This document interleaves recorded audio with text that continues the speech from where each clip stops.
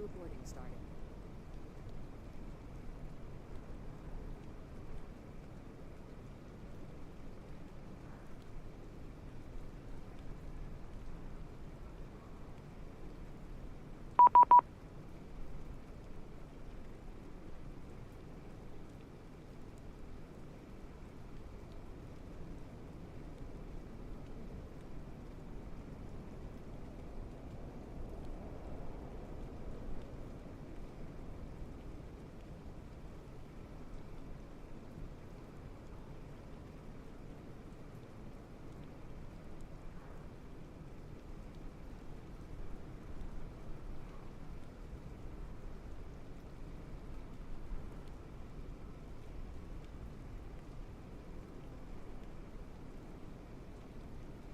Your passenger's bus is coming.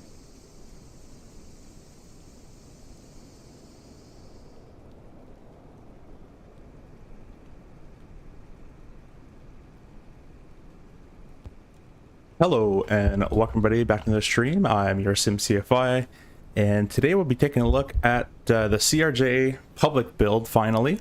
This is version 260, which is the public build for everybody. We're in Minneapolis, going to Toronto, which is some pretty bad weather. I kind of flew through this weather earlier today, actually. I had a 7 a.m. wake up, flew this airplane today through this type of stuff. So we were actually over here. Anyways, we're going to be showcasing the BORIS Audio Works mod, as well as the Hues texture mod as well. And I'm going to restart GSX real quick so I can get the actual correct profile in here.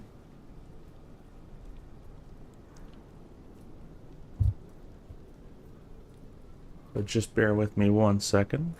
If you're part of the Discord, I posted the route that we're going to fly if you want to come along with me as well. Phoenix, welcome to the chat. Well, I got a lot of people here already. I wasn't ready for that. Furo, yeah, welcome. Fish, hello as well. iLab says, can you please keep the stream on the channel after finishing? Still at work, want to watch later? Yeah, unless I mess up too much. Says, Isaac, welcome. Pearl says, how are the de-ice systems on the sim, by the way? You meaning like the aircraft anti-ice systems, or you meaning like GSX de-icing on the ground? The icing all over in Microsoft is pretty terrible. It's not well modeled at all, but that's my opinion. Isaac says that nose texturing looks pretty good. Yeah, it looks really good. We're going to take a very quick look around it as well in a second here as well. Adam, welcome. Maximilian, hi, first time live with you. I appreciate your CRJ videos very much. Just want to say hi, thanks. Well, thank you for watching, and appreciate you being here. Let me go ahead and find a GSX profile for this brand new, by the way, I should mention Flightbeam has sent me this scenery to showcase. So I'm going to go ahead and put the Flightbeam link here. If you guys want to go purchase the Flightbeam Minneapolis scenery, that's where you can get it from.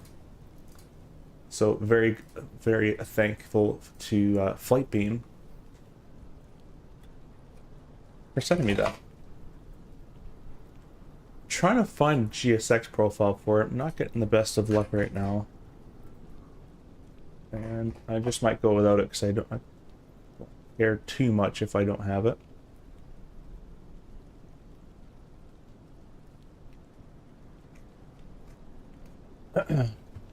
Fire is welcome. Ronnie, welcome as well. Good morning. A perfect way to start today. Yeah, a good 6:30 is too early for you. Shaka got icing in the CRJ yesterday, and I was finally in clear blue sky. Yeah, the icing in the entire sim is pretty terrible. Adam says there's one in the installer if you have it. I think I do. Yeah, man, anti-ice mainly. I've had some interesting experience with ice in the sim. Yeah, honestly, until recently, I had all the icing effects turned off. I really didn't bother because I know when icing should happen, roughly, and I know when icing shouldn't happen. And you'll get icing for all sorts of weird reasons in the sim, so I usually just turn them off, to be honest with you. Oh, I found it in the... I think I just found it. Flightbeam Minneapolis. Okay, let me restart GSX. And hope for the best. We'll start boarding. I do have GSX synced with the EFB, so if you guys want to see this, let me go and close all the doors really quickly. And I think you'll like this. So go back over here. Okay, all the doors are closed. I'm gonna click boarding. Whatever. Under GS, yeah, thanks, got that. Borna says, where can I install the cockpit texture mod? It's not out yet. The cockpit texture mod is not out just yet. I'm just showcasing it. That's why it has work in progress in the title there. And I was just allowed to take a look at it by Alferno. So let me go ahead and finish getting this ready. If it's the right tug, you can attach it. Yep, looks like the right tug. I think that actually worked, so that'll be pretty cool. Let me go ahead and just do a couple more Discordy things, and I'll be ready to go.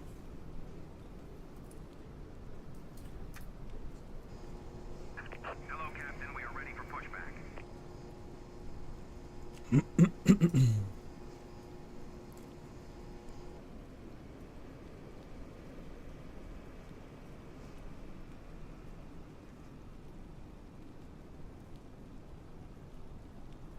But please ask your questions in chat. I'll be able to answer them just momentarily. Departure checks completed. Bypass pin inserted.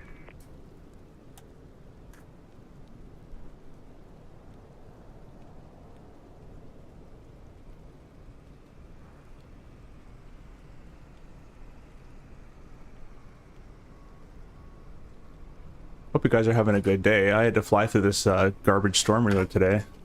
Luckily, we were fairing the airplane, so we didn't really care about the bumps too much, as long as they were as long as they were safe, of course. That guy's having a good time. He's completely in there. I hope you guys can tell the just the level of texturing on this airplane. We're gonna have a quick look at it now as well, and then we'll get back to Discording. So let's go take a quick look. I'll close Navigraph. I'll just minimize that. Come on, mouse. Please stop doing that. All right, cool. Yeah, let's go take a quick looks around. Looksies aroundies. We do have a jet bridge, so those stairs should close. So let's go in here, and we're going to press the stairs, say they're open. Oh, you know what? I can't touch any of that stuff, but the... Oh, wait. There we go. And toggle jetway. There we go. So that's how the stairs should look when the jetway is there. I don't know if the jetway is going to work, but I can ask for it to work here. Operate jetway. No. Well, just pretend it's there. Anyways, let me go ahead and slow the camera down, and we'll take a quick look around. Again, this is the Hues texture mod for the CRJ. Specifically, this is the 900 that I've installed. They will have, I believe Hues is going to be making a almost cockpit texture for most of them, I assume. You can see, I don't know if this is just because it's snowy / raining, but some streaks there. The different color panels. So you can see the nose, the radome's quite white. If I zoom right in on the nose cone, you can see that kind of takes the brunt of everything that we're hitting, right? So it's a bit dirty there. I gotta say, this GSX texture looks really good too. Just the tow bar there looks really good. This would roughly be, I'm trying to get it. This would kind of roughly be the height. About there-ish would be the height of somebody next to the CRJ, something like this. You see just a bunch of lines and some dirt and some grime. He told me that the 700 will be even dirtier than this one will be. So that's going to be pretty cool to look at. George says, is the texture mod going to be free? The mod will be free, yes. The mod will be free, to my knowledge at least.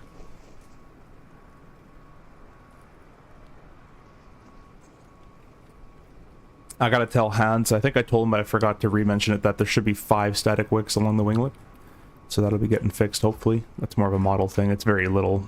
Doesn't really matter too much, but... That was weird. There we go. We go up in here. I wouldn't even be able to fit in there. Anyways, really cool outside model, but the inside model is where I love. I also love this engine right there. That looks really good. That's very realistic to how they look. At least the older ones. Alright, well, let's get up in here. And we are running the BORIS sounds as well, guys, so we'll be using that. And I just saw that they pulled the ground power. So that's not good. Let me turn... Go options. Next page, next page. Automatic door, closed doors, refueling. I wonder if I have the ability to... You know what? I might just turn this off. Because I kind of want my ground power when I want my ground power. There we go. All right. Cool. Now we got the ground power. So this is in the turnaround state. So this has changed from the last update. In the last update, the turnaround state was incorrect. So I have told Hans the switches that should be engaged are now engaged. Let me catch up with chat really quickly here. Borden says, I also bought the CRJ yesterday. You have several tutorials out on the CRJ, which some tutorials were recorded before the V2 update, like your full flight tutorial, and some recorded post V2 update. Yeah, I have a bunch of tutorials all over the place, but these streams hopefully will help as well. This is all V2.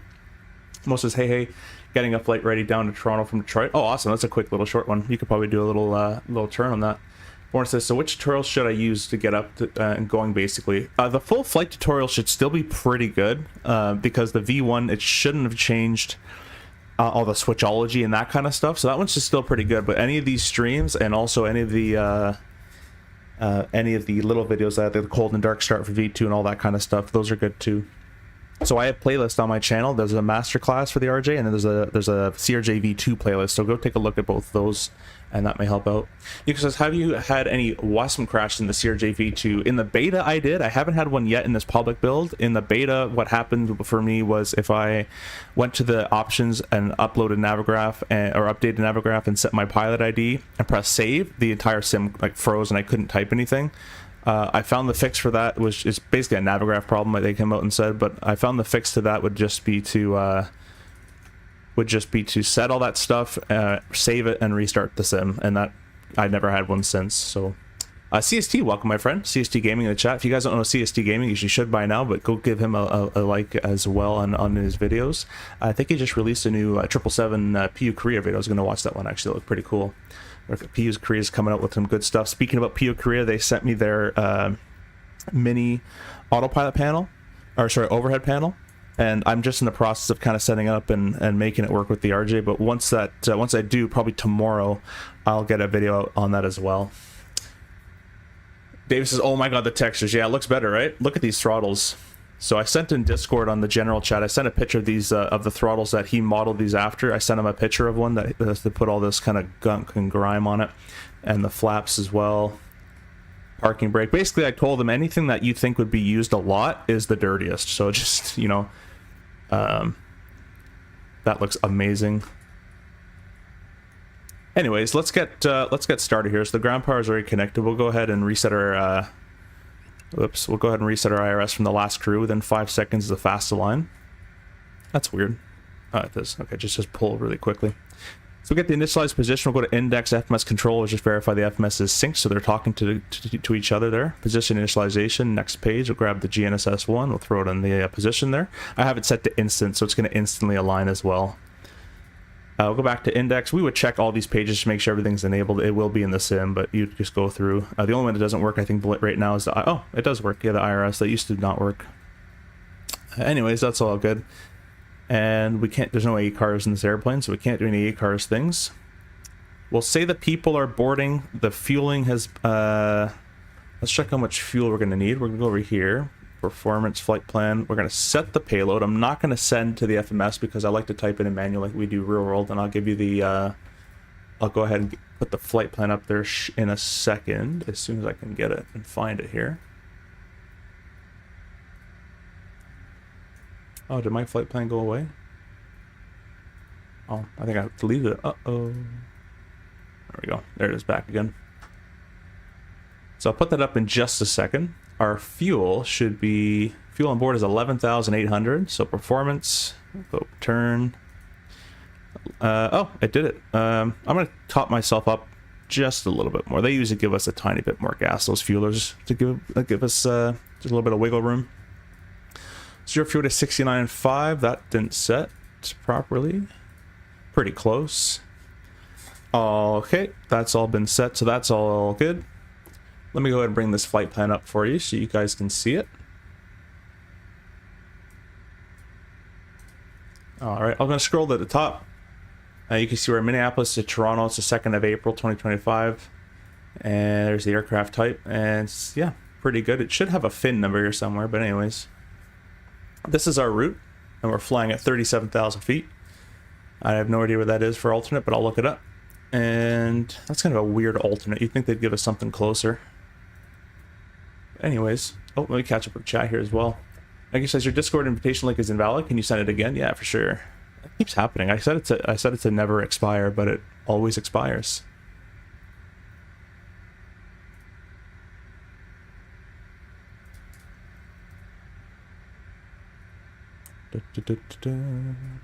Not in a rush today, guys, either. I got a lot of time, so if you guys want to watch, I'll keep streaming. There's the Discord link right there. I've just sent it in the chat, and I'll pin that as well just for you guys so you guys can have it. Oh, I can't replace pinned. All right, well, I'll leave that there for you if anyone needs it again. Feral says, thought the FMS buttons are pristine. Though. Yeah, I mean, the FMS buttons usually don't have too much scratches on them and stuff. I haven't really seen anything crazy. I would love a SPAD profile for the CRJ. SPAD SimBrief? I don't know what that is. I know what SPAD is. David says, wow, okay, so per my post general, I landed at BOS, awesome yoke / rotor curves, man. Actually, that's a good point. I gotta make sure mine are still set. Do you want me to post or curves like in general? You'll see what I mean, just looks different. Sure, yeah, feel free to post it if you like.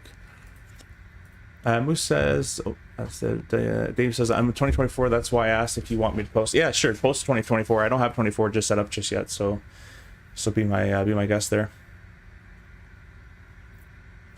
I was referring to the mini overhead panel from, oh, wait, let's go back up here. Did I miss something? Oh, I see. Okay, yeah, I do need to get, I don't even have mine hooked up, so that's why I probably don't know what it meant, Mike, but I'll definitely get mine hopefully loaded. I can probably make one for SPAD if I figure out what that is eventually, and then I can send it over to you.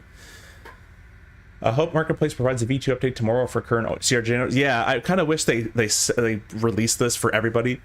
I don't know why they couldn't have timed it better, but do most real life CRJs have ACARs and or CPDLC? CPDLC not really, but ACARs yes, at least the ones I fly. Some of them, if they're MEL'd, like if the ACARs is broken, either some parts of it work, none of it works, or all of it works, depending on the day and the plane you get. But 99% of the time, you're going to get an airplane with ACARs, which gives us ATIS, departure clearance. So you don't have to talk to anybody. You can do all your takeoff and landing numbers through there. Talk to dispatch, talk to load, do a bunch of stuff.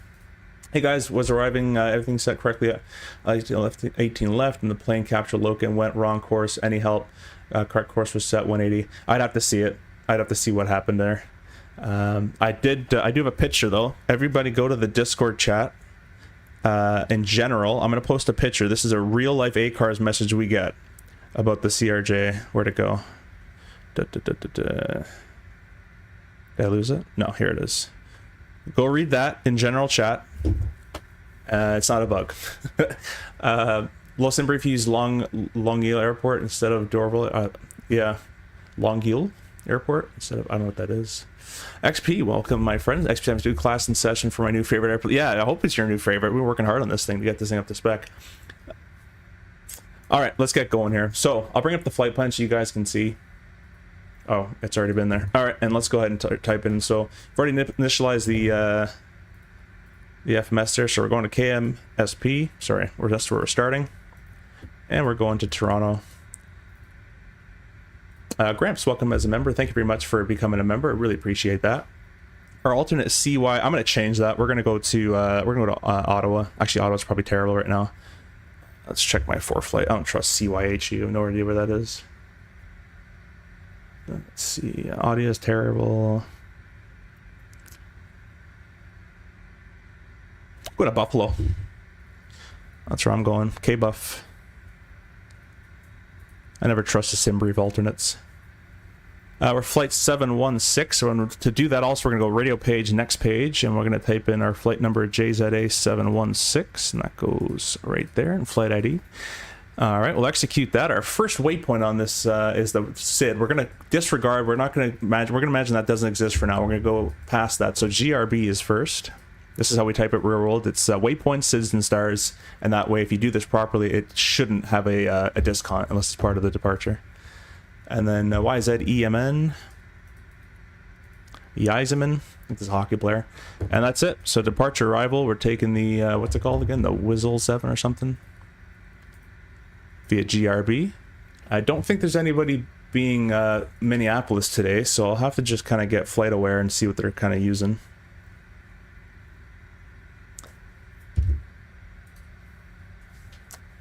Puncher says south suburb of Montreal. Oh, okay. Yeah, no, I don't want to go there. Alex, I saw the picture. Thanks might have been I wasn't close enough. Yeah, I'd have to see, Alex. If you can record the next time it happens, I can be able to diagnose. But in real world, for ILS captures, we're on the progress page, page 2. And we only let me show you here. We're only intercept next page when this is under a mile of track on your sequenced approach is when we arm approach, and we're going to be within 13 or so miles. Outside that, it really doesn't like it. So a lot of things to make this airplane work correctly. It looks like they're going that way. All right. Kind of wish ATC was on whenever I liked. I hate having to decide what I got to do here. Wouldn't that be awesome? They all just magically appear. We'll take off 17. It's a bit of a long taxi, but we'll do that. I saw them doing it on departure there, or on what's it called, flight aware. We're doing the new bar 6 arrival, and we're coming in via the Iserman. Execute that, and if I go to legs, other than the discount part of the departure, this is all should be connected, right? No discounts in here. That's because we typed it in. Waypoints, SID star. There shouldn't be any discounts if you do it properly. XP says, why would the CRJ alone experience ILS issues? Bombardier, my friend. We call them Bombardierisms. Bombardier has a lot of Bombardierisms. The Q400 has Bombardierisms. The A220, which is the C series, has a lot of Bombardierisms. And the CRJ has a lot of Bombardierisms because the CRJ was a Challenger, then made an airliner, then stretched out. And they just keep adding stuff to it. So a lot of Bombardierisms. Pro says, data say departing runway 12 left, 12 right, and runway 17. Yeah, we're going to choose 17. Thanks, Furrow. Secondary works. Oh, secondary flight plan. I have tested it. I haven't used it. We'll try it in the air. What we do real world, if I'm expecting a runway change, I'll program the secondary flight plan for that. So we can do that real world. Just remind me later on, or we can do that later on. Alex says, thank you. I'm sure that was it. Yeah, again, it could be a bug, could be real. I'd have to see it, right? But thanks for becoming a member as well. DAPCAT, move OFP out of the way. Sure, can do that for you. Let's make that smaller. How about that? That better for you? Do you use the Thrustmaster Boeing yoke? What settings do you recommend? Actually, I had to check what I had here. So I use the TCA Boeing yoke, and I have to make sure that my settings were the way I liked them. So this is my roll, and this should be at 10. That should be at 12 or so. That's my roll, and this is my pitch here. This all should be at 10. And then I also have a rudder. How many things do I have here? Rudder curve. So this is the rudder over here, right and left. This is 2020 settings. And then the brakes I've made super sensitive because in the real CRJ-900 there's steel brakes and they're ridiculously sensitive. So I've tried to match that as much as I can. So it's tippy toe brakes is required for that. That's all set.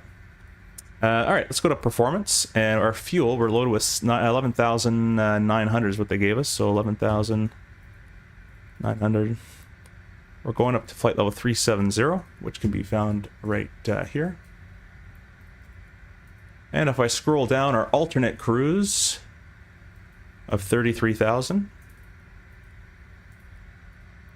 Our zero fuel weight today is going to be a zero fuel to 69,542. And I'm going to make sure that's actually what's loaded, not just what the flight plan says. So somehow we got more, or actually less. Let's bump that up a little bit. 6917. Wait. There we go. 69,917. A little heavier than predicted in the flight plan. Brings us to 81,000 pounds, or basically 82,000 pounds. Max takeoff is, actually we should be, yeah, we're 84.5. So we should be good on that as well. By the way, guys, if you don't remember what the max takeoff weight is, it's right there for you. MTOW, maximum takeoff weight. Max landing weight in the CRJ-900 is 75,100 pounds. So in this case, one of the threats I'd brief in the departure brief is we have an emergency after takeoff.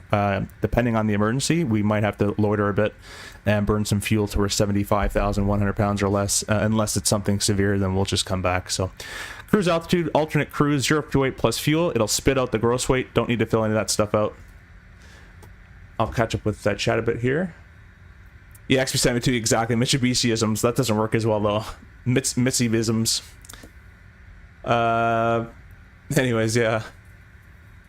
Thank you guys for watching, by the way. It's insane how many viewers we have right now, so thank you guys for stopping in, and really, really, really appreciate that. So we're going to go in the rest of the flight plan here. Let's go here, up here to the performance specs. These are our winds plus the ISO deviation, so it's an ISO deviation of 2. And we've got a plus 39 wind, that's right here, so this is our climb. We've got plus 39, plus 44, plus 61. So tailwinds the whole way. I was flying west to east around Minneapolis today earlier in the RJ, and we had 140 on the tail. We're grounding 599. Cooking. We were ferrying an airplane home. So there was no one on the plane, so we were super, super light. I want 500 pounds on the taxi fuel. That's going to be found right there. Estimated time of departure. Actually, do the reserve first. Reserve is 1661. Estimated time of departure. The time is 20:53. I'm going to add a little bit because I'm talking and I'm having fun with you guys, so we'll go there. I said, do you have an overweight landing checklist? No, we don't. If it come to that point, there's more severe problems happening. XP says, is there a proper sim brief profile for the V2 version? I'm not sure. I'm just using the default one that I've been using forever. Seems to work out quite well. He says, love to be here. Yeah, thanks. Well, I appreciate you being here. Ronnie says, love watching these live flights. If anyone wants to fly with us as well, I posted the flight in the general Discord that we have. So if anyone wants to come along, I'm in no rush. I can wait. I have all night. I'm off for 3 days. So I said it is pretty good. Yeah. Anyways, that's a performance section I'll set up. Let's take a look at our weather, and let me get rid of that for you so you guys can see. So I'll bring up Navigraph. We'll take a quick look at the weather and see if we have to A, take off with anti-ice, and B, get de-iced first. So I do have in the training resources section, if you guys want to refer to it later on, a if de-ice required checklist. So that can help you guys out if you need to get de-iced. If I have to get de-iced, I'm probably just going to say we did it and for sim reasons and just keep going, because I can't be bothered in the sim to do that. But if we go here and find Minneapolis weather, so it's light drizzle. We got obviously a lot of precip around us, but it's 2 degrees, so it's above 0 degrees with the precip, which means unless we've seen ice on the airplane and a walk around, then we don't have to get de-iced. We do, however, have to take off with wings and cowls on. So it will not be a flex takeoff in that case. So we'll put that over there. Come over here. Whoops. Let me get rid of the flight plan so you guys can see a bit better. There you go. So we'll go wet, flap 8. We'll set all the speeds. That's all been set. The trim is 6.7. 6.7. Seems pretty low, but anyways. Our flex we're going to leave blank because it's going to be wings and cowls on for taxi and takeoff. VNAV climb is all default and good. Our VNAV cruise, I'm going to go to the top of climb of my flight plan here. TOC just below it, we're going 251 at 7.7. Actually quite fast. Usually when you got a tailwind, they slow you down Mach-wise because you can save fuel with the tailwind. 4-degree descent is our usual, and radials will make sure they're auto-tuned, which they are. MFD, we're flying from the right, so VNAV and pilot monitoring on the left gets just on. Flight plan, copy active, a second flight plan's been made. Flight plan, copy active, a second flight plan's been made. Legs page on that guy. Take a quick drink of water here. I'll catch up the comments as well.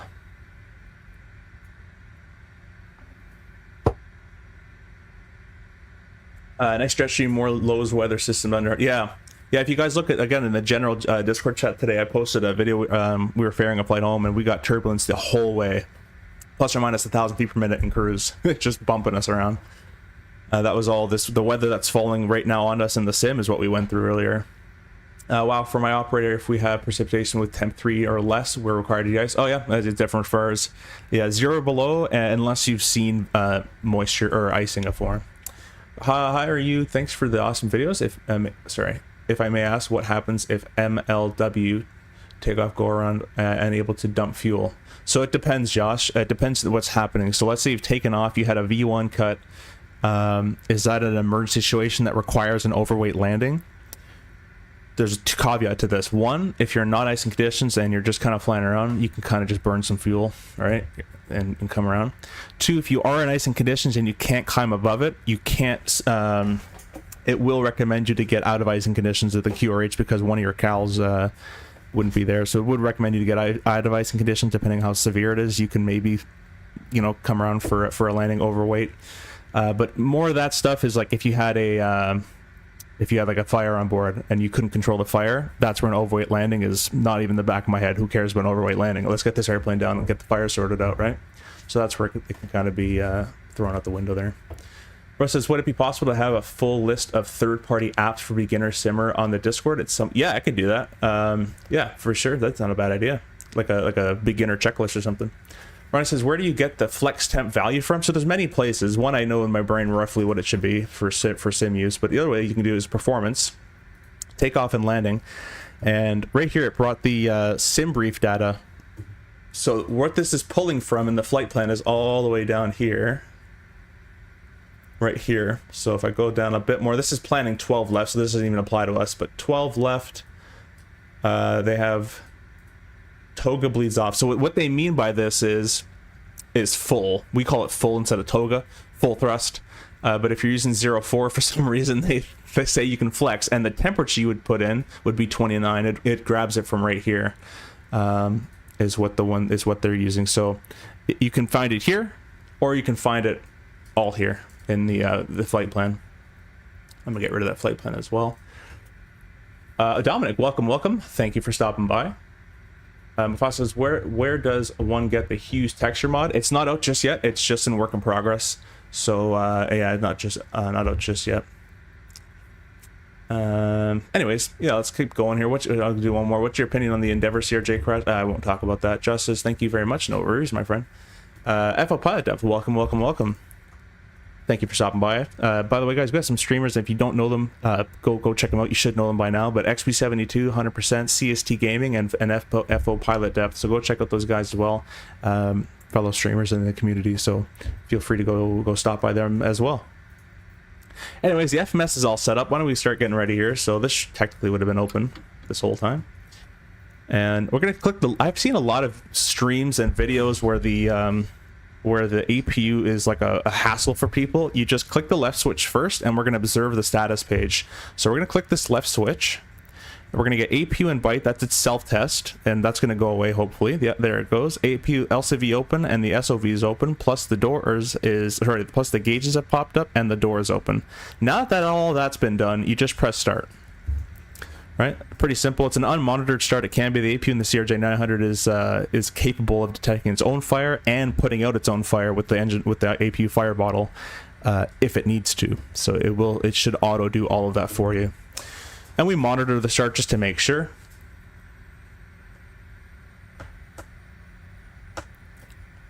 And once it hits 100%, there's a new electrical source getting on the airplane. So the airplane's gonna prioritize the APU. So we'll go down here to the electric button.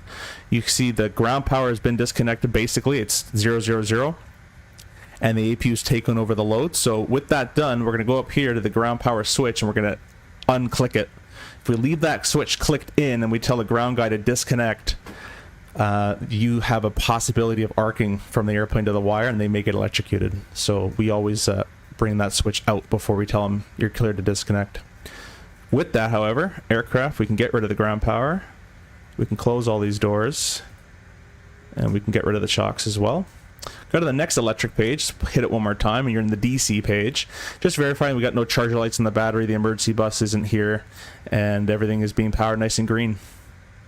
Back to status. We'll go ahead and get our hydraulic 3A pump on. I have a video on the hydraulics in the, I think it's on the new tips, V2 tips, I think, tips and tricks. I talk about hydraulic switches, kind of what they do, and also in the full flight tutorial I'll talk about it, what it is as well in that video I have. Everything else up here is set and ready to go. Belts will go on,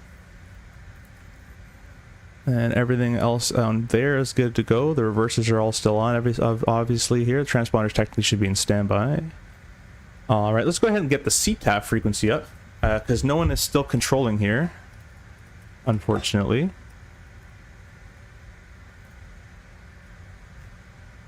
At 26.7. There we go. Ivo says, I'm having trouble, struggle with that APU on yesterday's stream. Yeah, no worries, my friend. That's how we do it. I says, where's the fire switch and squib bottles for the engines? Yeah, those are right here. So you got the right engine fire push, which activates the squibs on both sides, mind you. And then you have the APU fire switch, which activates the APU fire bottle squib as well. Those are all there. So left engine's on the left side, right engine and APU on the right side. David says, speed sync binding was flight... Sorry, speed sync was flight director pinch sync, right? I believe so. Let me go check it out for you guys. TCA, oh, not that one. I'm so used to doing that. Flight control, autopilot. Flight director pinch sync, that's the one right there. That's the one you want. Also map an autopilot off button, as I see a lot of people disengage the autopilot with this. That's an emergency disengage. We don't use that unless it's unless we need to. The buttons on the real yoke are right there, so you'd click that. Oh, look at that. Look at that. So Ferno has taken, I sent him a picture. This is our stab trim cutout switch, which isn't in the original model of the CRJ, right from Aerosoft. And I think that's supposed to be the, it's supposed to be red too. Actually, I think it's black. It's that's the flight director sync button. So he's modeled those in. There just has some images just so you guys can see where they would. And this yoke texture is amazing, by the way. Look at that. That looks really good. No worries, Davis. Where was I? Let's set up this stuff here. So we'll get the chart open. Doing the whistle 7 or whatever it's called. The jets went up to 7,000 feet. We'll say we're cleared. So let's get my autopilot panel working. There we go. 7,000 feet. And I'll get it heading for us on runway 17. It's 170 on the nose. That's easy to remember for me. I'm doing this with my autopilot panel, guys, so that's why you probably can't see it. Our altimeters, I'm going to press the magic B button. Pretty low pressure, as you guys can see today. 29.25. And then we need an MDA, which is our level off height. This is our acceleration height, also known as. So usually it's 1,000 feet above ground. It's 820. We'll just call it 1,900 for safety here because I don't have the aero data in front of me. So we'll go select MDA on this knob, and we're going to start scrolling this all the way up to 1900.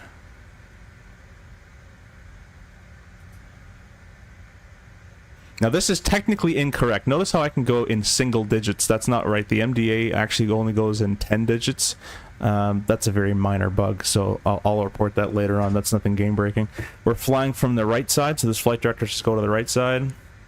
And the yaw dampeners, every time in the sim, for some reason, I should mention this as well, anytime the electrical power changes from ground power to AP or whatever, the yaw dampeners kicks itself off. So I don't know.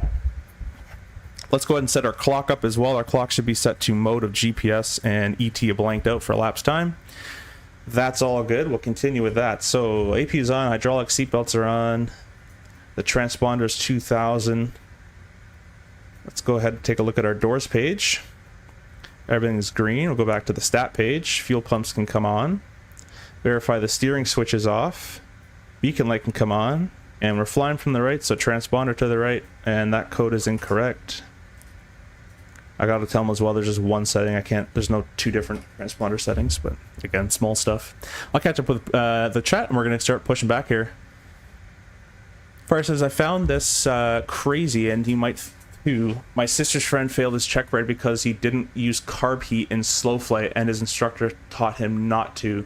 What? So the general thing about carb heat, and the way I used to teach it, is if you're going to be any time at a low power setting and or out of the green RPM in a 172, just throw it on. You'll have yourself covered for later. So that's probably why. And you will need carb heat on for stalls and slow flight and all those maneuvering things as well. So that would be there. I don't know if it would be a failure of the whole flight test, maybe a partial depending on how they do it, but yeah, so makes sense to me though. Nurse says, how do you get the green text on the nav display where it says 7,000 climb at? Green text. Oh, this is the VNav. So you go to the MFD menu, and we're flying from the right side, so set to right. We have VNav selected, and then we can change the left-hand navigation display, and they should be on the on section. As well as if you want to add airports to your map, or you want to see nav aids, whatever, that's all done through the MFD menu down there. Kind of weird, unlike other airplanes, but that's how we do it. Let's get this person started here. Prepare for pushback departure. Nope. Due to icing conditions, please stand I assume nose left. Yeah, I wouldn't want to go nose right, that's for sure. And I'll make it just a quick push notification. Minneapolis traffic is Jazz 716 pushing gate Echo 3 in the alley. Ah, yeah. Oh, that should be closed, shouldn't it? That's closed. There we go. Usually flight attendant does that.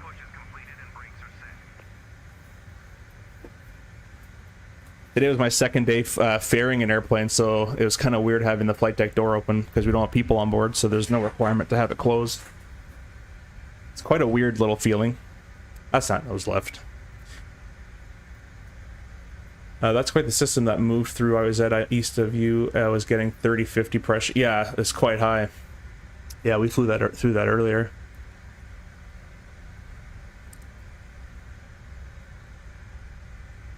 Gulfstream over Mini just reported extreme turbulence. Yeah, I bet. Yeah, we were through moderate, light to moderate chop the whole way, so it might be getting worse. Earlier in the day today, we took off. We did a Wichita. We took off at 10 or something. No, this storm's been there all night, all day.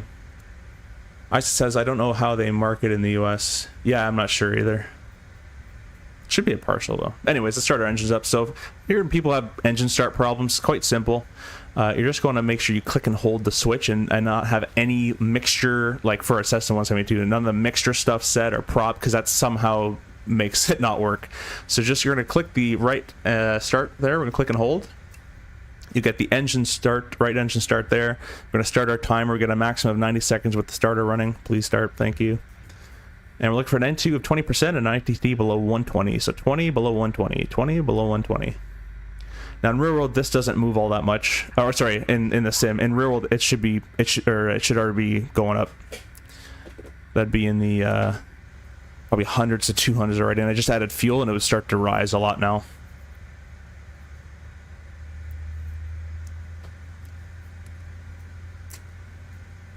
I have this assigned to my throttle, by the way, but all I did was if you don't have this assigned at 20% N2 and 120 below the ITT, the internal turbine temperature, you're going to click and put it up to the idle position, and that's adding fuel. So the way the jet engine works is the starter is just kind of getting the whole thing to spin and getting some air compressed, and then at 20% N2, the air is compressed enough that you can add fuel, and you have fuel, compressed air, and ignition, makes an explosion. That's how the jet engine works in the simplest of terms. Engine starter cutout, we can go ahead and reset the timer there. They want the parking brake set, I think they said there. And we'll start left. Same procedure, click and hold, start the timer, watch for the numbers. Got 68 viewers. That is insane, guys. So thank you guys for watching. Be sure to leave a like and subscribe as well if you're brand new, and join our Discord as well. 20% under 120.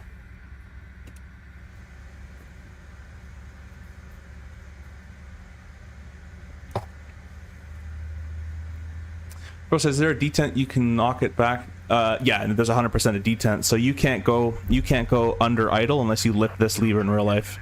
You can slam it as hard as you want. It's not going to go past it. Same the other way. If I hit really hard to add power, it wouldn't go until the detent is lifted there. George says Discord's link expired. I pinned it at the top of this chat, and I'll be editing it in the description later on. But it's pinned in the chat for you, right at the top. Actually, maybe I can edit it right now. Well, I'll focus on the plan for now. We'll do it later. But it's in the chat for you. So that's all started. We check our electric page. We just verify again that the now the engines have taken over the electrical load. The APU's been offloaded, and that's all good. Electric page again. DC, same story. Everything's looking good. No charger light, no emergency bus. Everything's green. Stat page. How to turn off the APU. I've seen people having problems with this as well. So the first thing is the right switch, and what that's going to do is that's going to power down the APU. And once you click the right switch, you're going to click the left switch pretty much right after it. So right switch, left switch, and it doesn't go away that quickly in real world, but it would start powering down, and then the door will close and the gauges go away. I forgot to set my landing altitude. It's 580, so maybe a few clicks on that. Maybe one more, or let's do 3 more. Okay, pretty close. All right, where was I? AP is getting turned off. The aft power can be turned on. The probes can be turned on. And because it's with the rain under or above 0 degrees, 2 degrees, the wings and both engine cal anti-ice comes on as well, which will give us an increased thrust. You can see that N2 is rising right there, so to taxi won't require all that much thrust. That's all that. Taxi-wise, we're right here. We're going to be taxiing pretty much straight ahead to Charlie. Let's see, I'm going to make my own taxi up here. Charlie crossing 12 right, which is going to be interesting. I have a different idea. I might go Charlie, Alpha, all the way up, cross, and then over there.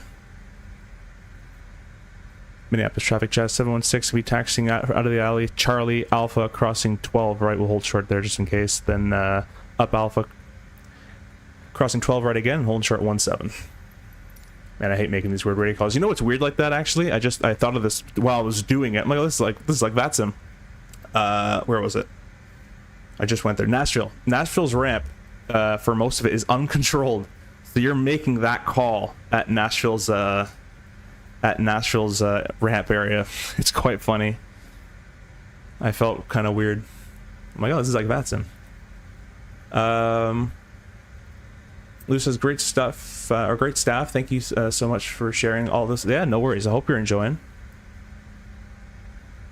Fire says, doesn't V2 have built-in charts? It does, yeah. I'm just on the right side, so I don't get any. I asked Hans to put on the left side, but I can show you guys those. Right here, and if I zoom on in, I'm going to do this slowly, not to cause any problems, because I had a problem a long time ago with it. But here we are. We're going to go up here, Charlie, and then cross over there. But that chart works, and you can also get SIDS and stars and all that kind of thing to work as well. 737 says, hey sir, I gave V2 a go in FS24, but I've had the issue of auto rotation on takeoff several times. Have you experienced? So I don't use 24, so I haven't personally. I will just say that make sure your trim is set correctly. If you leave it the default 7.5, you will start to take off depending on your weight. So just be wary of that. You can throw that on actually as well. 37, I read that one. Grab says, did your 3,000 feet per minute descent trick last night work like a charm? Every time, my friend. Unless it's icing, you have to change it up a little bit, because as you saw, the anti-icing turning the wings and cowls on will increase the N2. But unless it's icing, it works quite well. Matt says, do they use pounds for weight in the US and Canada? The CRJ, yes, should be pounds across the board no matter where you go in the States and Canada. Captain Canada coming with membership. Thank you so much, Captain Canada, for that. Really appreciate that. Hope you get to stream this one. Or I think you said you're going to stream something tomorrow. I don't know if you're doing tomorrow, not anymore, but hope to see this on your stream tomorrow. Of course, that's crazy favoritism. Yeah. Right. So we're taking the left here. I'm going to lower the brightness of that a little bit. There we go. It's kind of too bright. We have the opposite problem in the real airplane. It's too dim. Can't see it. A lot of the older ones gotta jack up the brightness and still can't see it. Anyways, Charlie. You know what? I can actually just keep doing this. This will be probably an easier taxi for me. If I just go straight. We'll cross 12 right there. Up Whiskey. Yeah, that'll be my new plan. Gonna hold short 12 right, obviously, because as you can see, they even have a hotspot here because there's a lot of traffic moving around. So we'll get the 12 right and we'll hold, and we'll just verify that our intentions on the network here, and people hopefully won't hit me. And we'll look left and right. Toronto Center just popped online, which is pretty cool.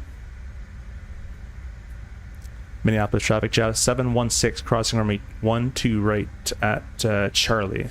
12 right, Minneapolis. Just add that little part in there to make sure people kind of have their head peek up at that. 12 right, Charlie. We're clear to cross. It is active. We'll throw the strobe on. We're clear left from what I can tell. We're clear right from what I can tell.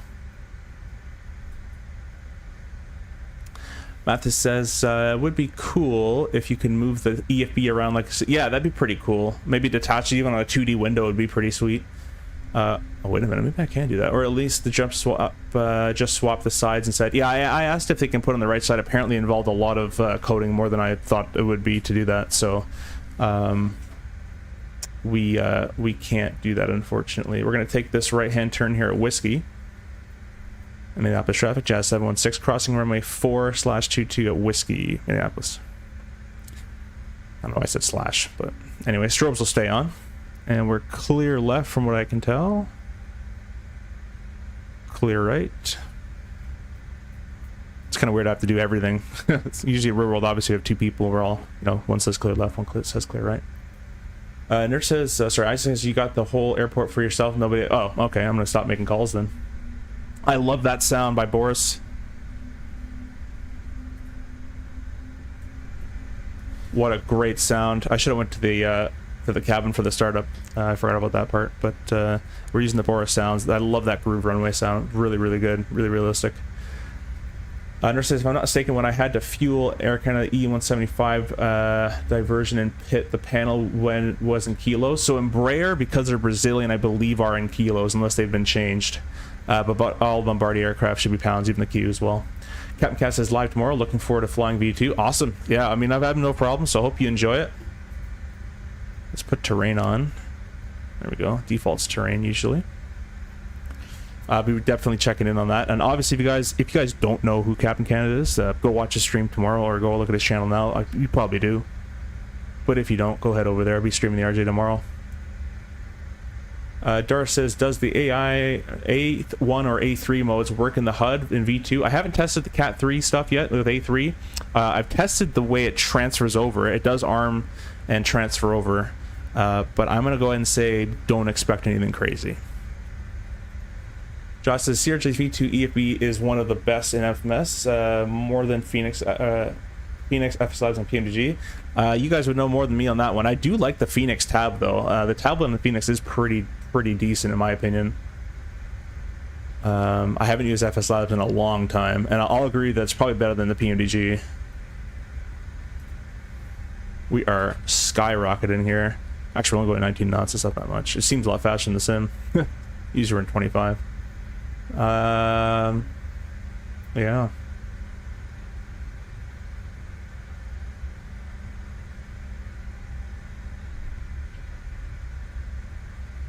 Yeah, sorry, these textures are beta Canada, but I can give you the guy who made them, and I'm sure he'll let you showcase it for sure. Well, apparently we have the whole place to ourselves. Let's go ahead and do flap 8. We'll get our befores out of the way here before it's too late.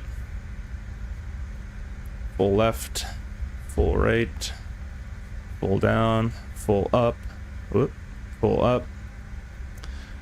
It's a full takeoff, so no flex 87.5. That's probably would be actually a little high in real world. And everything else is good. We'll say the cabin is secure. They would have called us. Minneapolis traffic, Jazz 716, line up runway 17, Minneapolis. Alright, so Phil can go on. And let's say we're clear takeoff. Because it's IFR of the day, we're going to throw on all three. If it was just VFR in the day, we just throw on the nose. But we'll throw them all on. Messages are observed. We got the wings and cowls. I take a fig okay, reverses, all that is good. So we'll go ahead and press stat. We're going to box those white messages in case something else pops up. We know about it. We're clear right, we'll clear left. Didn't give you guys a departure briefing, but it's going to be full rated, or rated the same thing, but full rolling bleeds open. RA17, it's going to be my own thing because I have no ATC, so I'm going to vector myself. We're going to click the TOTO button, toga button, got TOTO, 17's verified. Let's get going.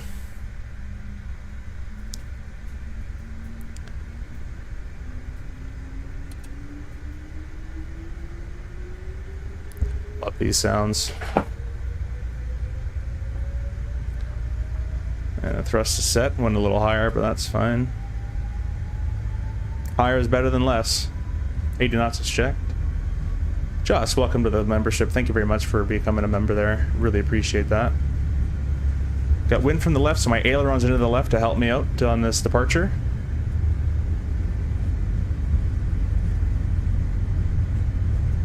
V1, rotate. Wonder how much runway we needed there. Come on, airplane, you can do it. Gear up. Speed mode. And we'll go heading mode.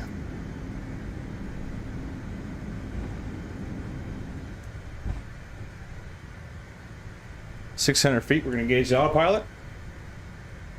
It's engaged. And we're going to wait till we pass our level off height and we're going to accelerate there.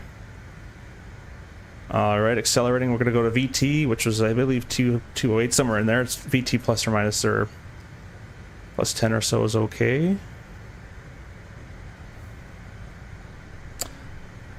Initial climb, you just press speed mode.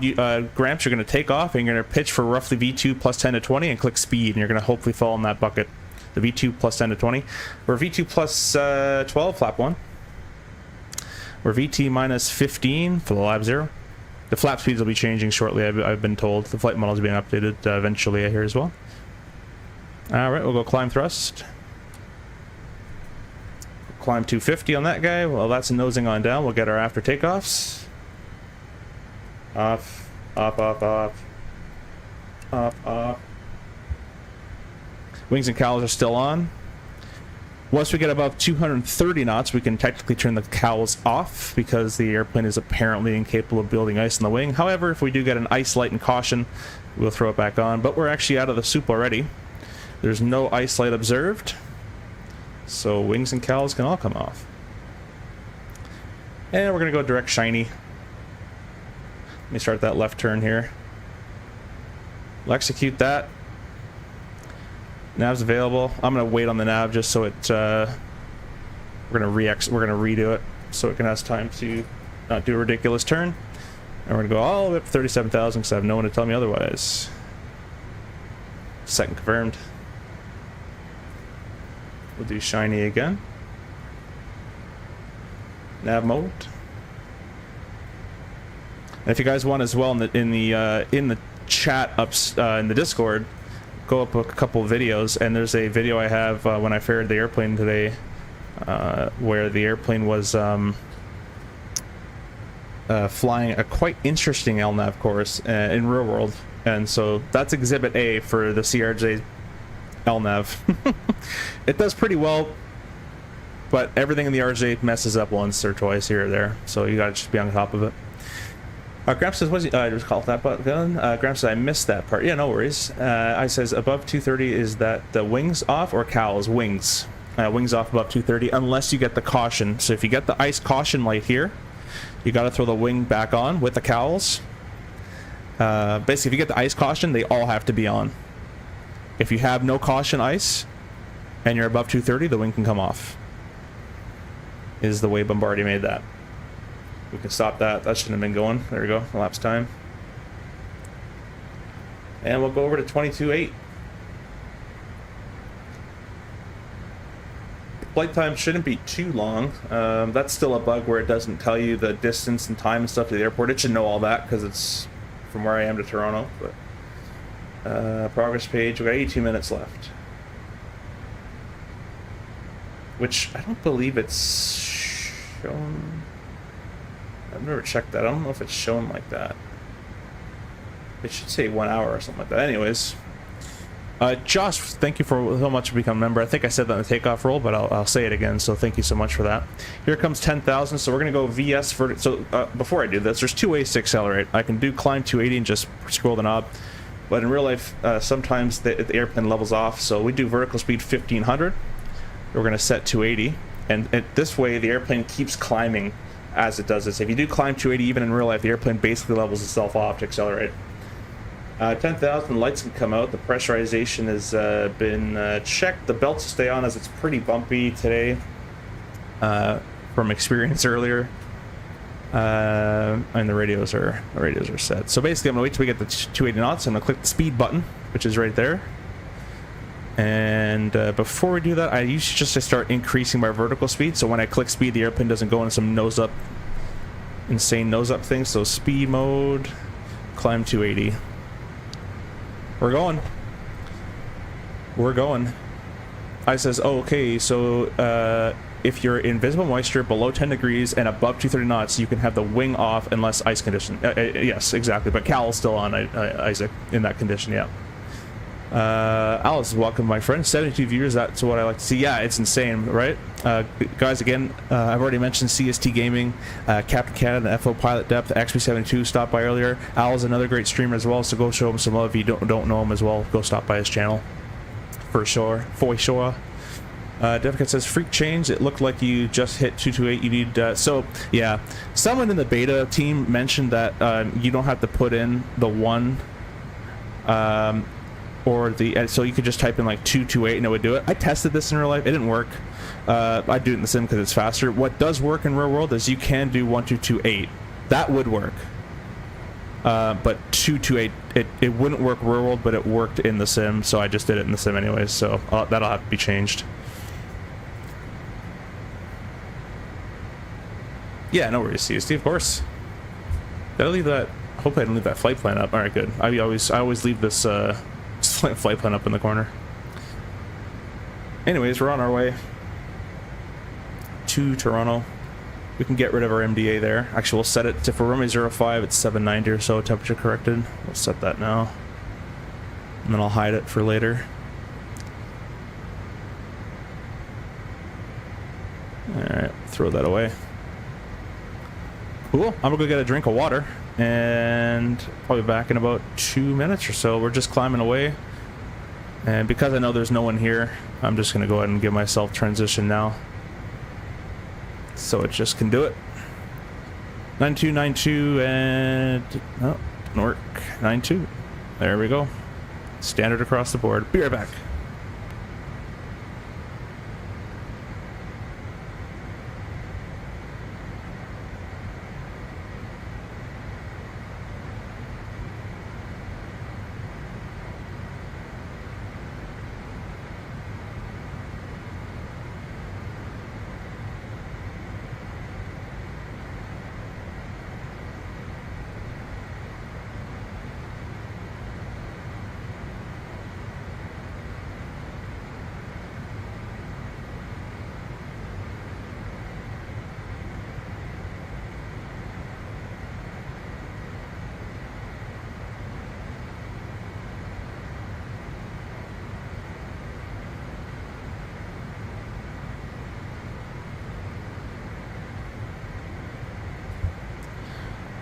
Alright, I'm back. Thank God Airsoft found you to get this thing out of the grave. Yeah. They actually started working on it before I even said anything. I forgot how I just contacted someone and saying, I don't know if this airplane's being worked on or not, but I'd like to help out with it. And they said, yeah, there's a beta actually being like starting to be developed. So I'm like, perfect. So that's how I got there. I don't work for them. I just help test and things and advise on what should be and what should not be. And that's kind of it. I feel like half the chat is going to be flying this after the stream. I mean, yeah, if you guys want to come join, we can even do, what time is it? I might be able to do another flight after. Maybe take it down to Charlottetown, or maybe Charleston would be kind of cool too. We could go on the West Coast maybe. So, yeah, if you guys want to.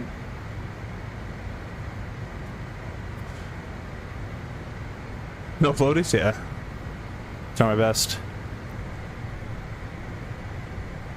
Bro has an accent that finally suppresses Captain Canada. No way I have one.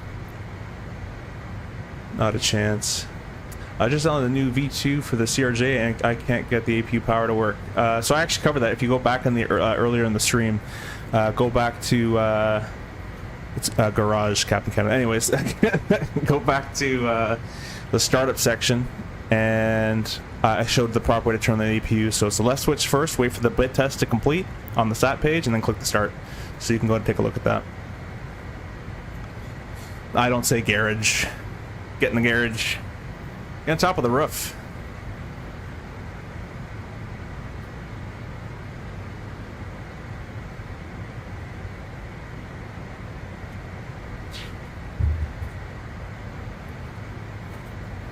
Is A in your world the same as y'all here in Texas? Yeah, probably is. There's one thing, A. There's something, I'll think of it later. There's a will like appear at the end of sentences, and then you'll like have a word that ends in a, like just the letter, and then you'll just say AA. Thank you. I'll give it a try. So far, the status page says APU door with 4 yellow dashes next to it. Okay, so in that case, I'll verify that what sometimes happens in the sim is if you've clicked a state, like a turnaround or whatever, click that state again and give it like 2 minutes. Sometimes people click it and then start clicking buttons and stuff, and the state hasn't fully loaded yet. So click turnaround or click cold in the dark, whatever, and give it like a minute just to kind of sort itself out, and then you should be able to start everything the way you want. Yeah, Isaac's correct on that one. Kind of like the way Europeans use no, like a pizza's good, no? Alright, kind of like, I don't know. Anyways, how much time we got going? We at the hotel yet? No, that didn't change. Oh, I see. It's 2 hours and 5 minutes, but the 8, I don't know why the 8's there.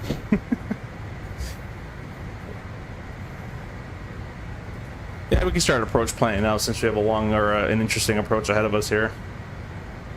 My approach setup, basically any airplane, but especially the CRJ, is a weather, weights, plates. So just go through those 3 and you should be more than fine. So we'll get the weather, go to Toronto. I think there's Toronto Center online actually, so we'll hopefully get an ATIS. They're 25775.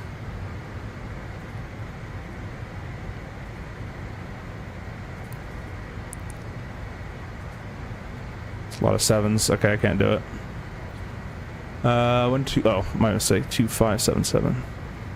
All right, wants a 5, eh? Eh? There we go. Throw it in there. What was I saying? Yeah, weather, weights, plates. So once the ATIS comes on, I'll get that. But right now it's 118 gusts and 30, so probably 0.5 in use. 6 mile viz, light rain mist, broken 800.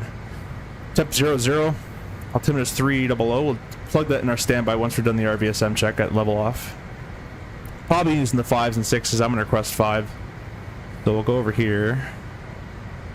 And Toronto approach, ILS 5. Put that over there. All y'all is plural, yeah. Gonna be bumpy gusty 30? Yeah, that's fine. That's whatever. I've landed. We've done the gusty 39 before. It all depends on how much the wind is off. So, in this case, it's about a 60 degree crosswind. Keep in mind that this is written, which means this is true heading. The variation in Toronto is 10 degrees, so it's actually 110, 18 gusting 30, which is closer to 70 degrees off. So 70 degrees off at 18 knots, gusting at the 30. So gust factor, when we talk about crosswind limitation, gust doesn't actually factor into gust limitation. So on a 555 condition code runway, the CRJ believes 25 knots is its limitation at a 90 degree angle. So this is a 70 degree angle of 18 knots. It's not even 90 of 18 on a 555. So we're way within the limits. And if it's a dry day, a 666 condition code runway, 35 knots at 90 degrees. Again, gust doesn't factor into that either. It's just the reported wind. Because gust you can't measure. It's this fast, but it may get that fast, right? That's all that means. May get less than that, may get more than that. Anyways, weather, they're probably using the 5s. We'll get our weight, so performance, perf page. I see people get their weight from the flight plan. Don't do that. Flight plan's predicted. This is what's happening. So we're 69,900 pounds. We're going to add our predicted landing fuel, so progress. I find this is always incorrect in the sim. This is saying we're going to land with 8,700 pounds, and we're currently at 99, so we're going to lose apparently 1,000 pounds of fuel in this entire flight. I don't believe that, so in this case I'll use the flight plan because that's probably the more correct of the two. Predicted landing is 55. We'll call it 6. So I'll call it 5,600 pounds. So they gave us a lot of fuel, actually. Yeah, they gave us quite a bit of fuel for this.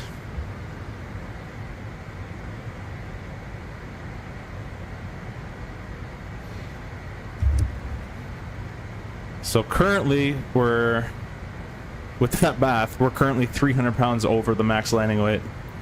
So what I'm going to do is once we get up to cruise, I'll use a bit more thrust. We'll go a bit quicker. And we only got to burn 400 pounds, so doesn't take much to do that.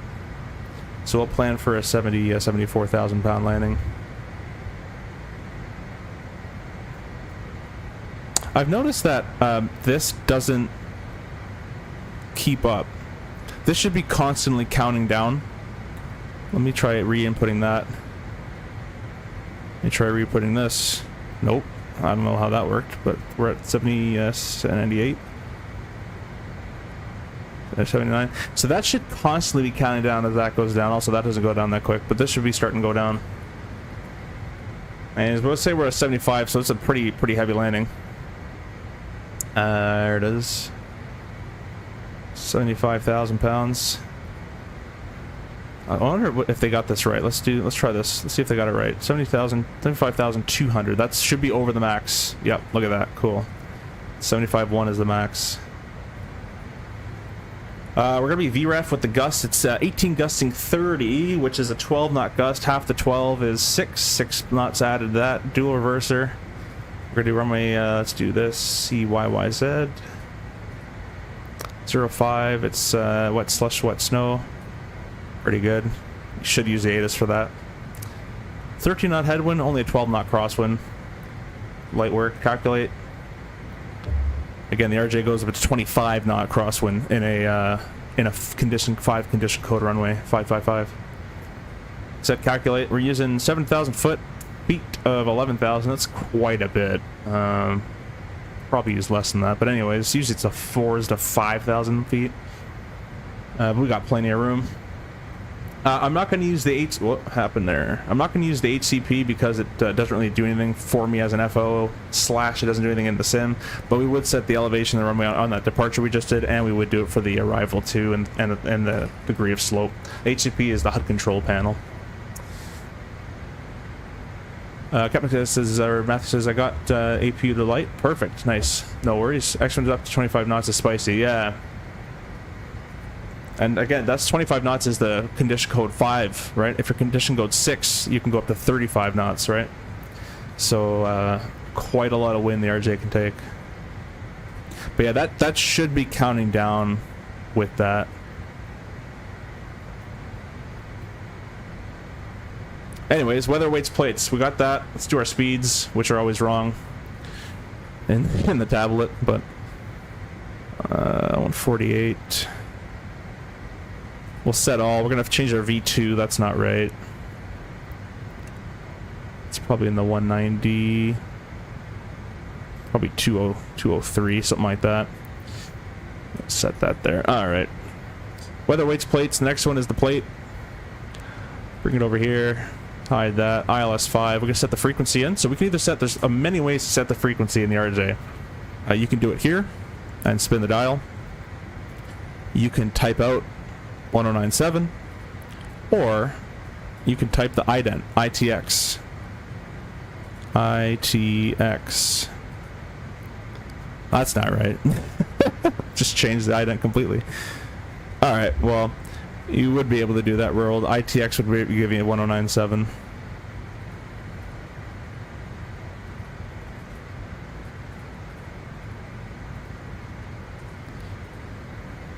But A for effort, right? I says, oh wait, it's 25 max with condition code 5. Yeah, Isaac, yeah, that's condition code 5 is 25 max at a 98-degree angle. So condition code 6 is 35. With gusting up to 30, have you up to 25 at the landing road? Sorry, you're pretty much. So we talked about earlier, Isaac. Gust doesn't factor into crosswind limitation. Gust is simply because the gust is not measurable. You can't tell when it was at this certain speed. So it's just what's reported. So it's just 18 knots. Legally standpoint, anyways. You're gonna feel more than 18, but legally it's 18. In Zulu time, confusing for you guys is US. Wait, is Zulu time confusing for you guys in the US? For me, it feels easy. Yeah, it's a bit. Depends where you are. I mean, for me, it's +4, and when the time change happens, it's +5. So I just take that and add some numbers to it. The confusing part is remembering what numbers to add. That's the part that gets confusing to me.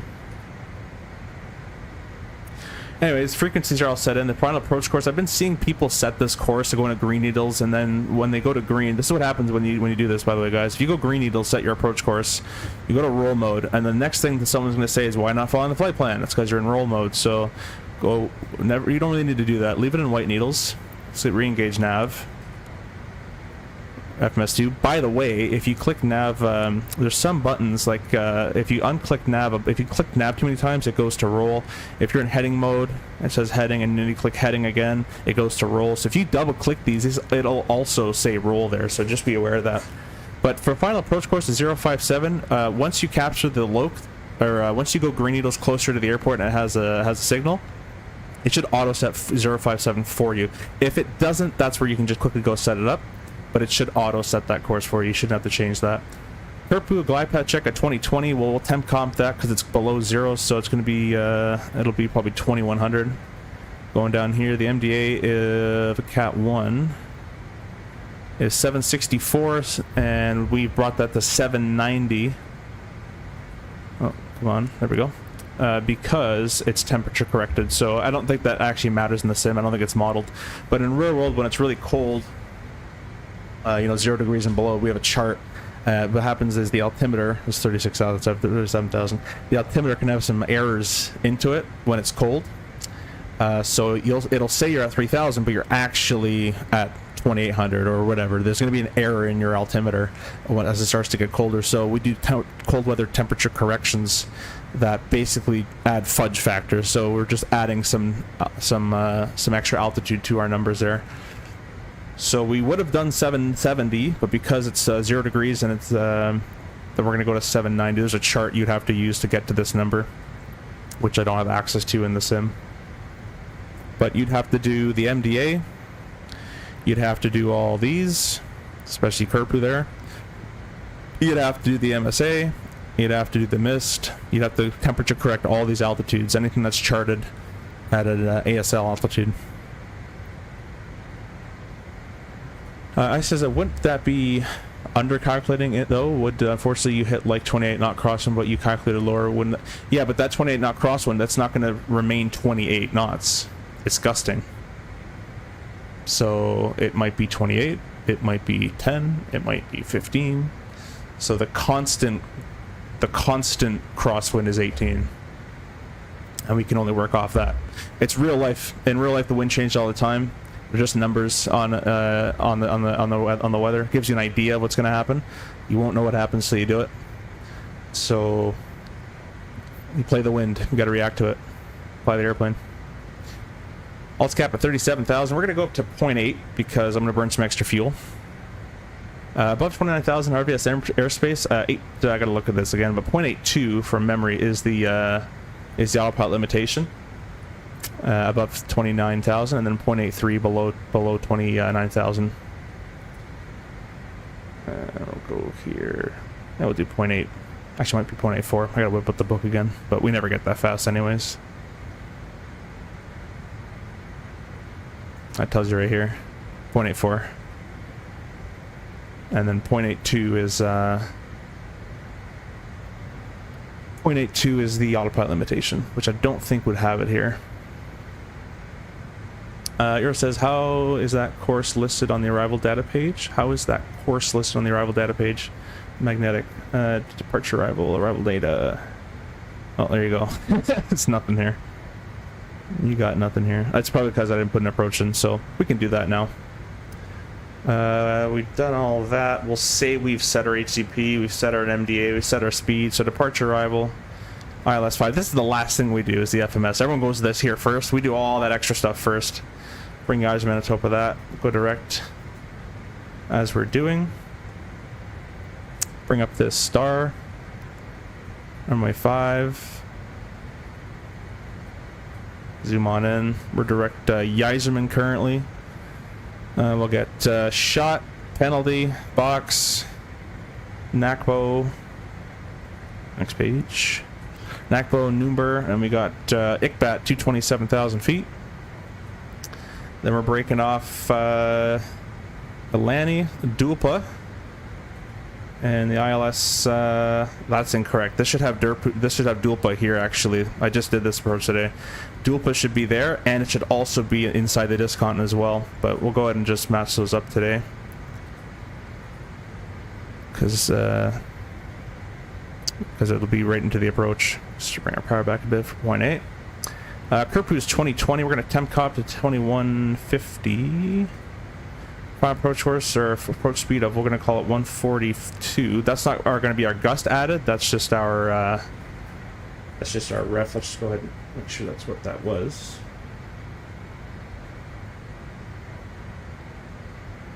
I don't know if this actually, does this affect that number? And that stayed 148. So I don't know what this, I don't know where to actually find. I think that just affects this. It doesn't actually spit out a number. 148 is way too fast. I'm going to get my iPad real quick with my speed card on it, and I'm going to give a 75-pound landing standby.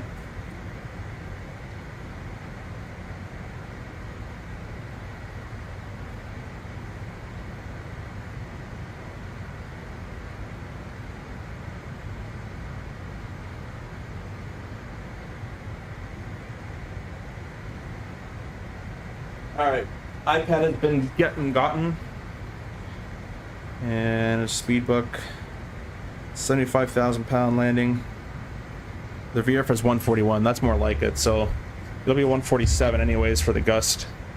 But that wanted 148 plus 6 for a gust. And that's way too fast. I'm approaching 150 knots. So 141 is what that said. Missed approach. I already actually started that. But missed approach is 057, 1,100 feet. Direct AVTEC, holding AVTEC at 210 knots / we'll add a couple for the cold weather. Execute that. Obviously you'd have to look to a chart. I'm just making some numbers up, but you'd have to refer to the chart. In sim-wise, that'll be more than fine for us today. It's gonna do some squirrely because I activated the ISM in there. Anyways, that's all been set. Basically, we're set up for the approach. Let me catch up with this thing here. Nico says, together with the wing cowl anti-ice, does the continuous ignition need to be pressed? Nope, doesn't need to be.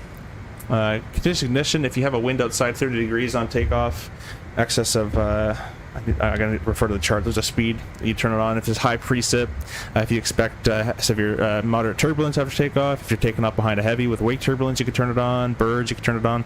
But that's kind of really it. There's no mandatory need for wing anti-ice on or not. Ice says, for the cold weather correction, if you need the value 20 feet from minimum is minimum at 60 feet for Curpu's 2110. Cool. Yeah, I'm just putting in random numbers. I'm just saying you would do it. I'm not going to do it in sim, but I can put your number in here. Curpu's 2110.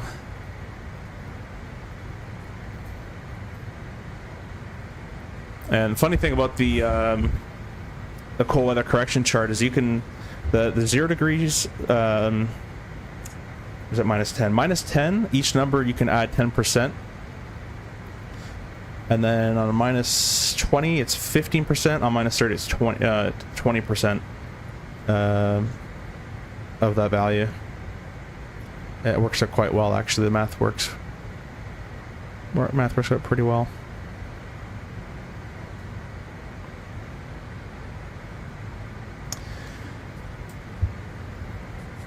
$31.50 for install? Yeah, no worries, my friend. No worries at all. Again, cold weather is not modeled in the sim, so all good. But thanks for doing it. You didn't have to.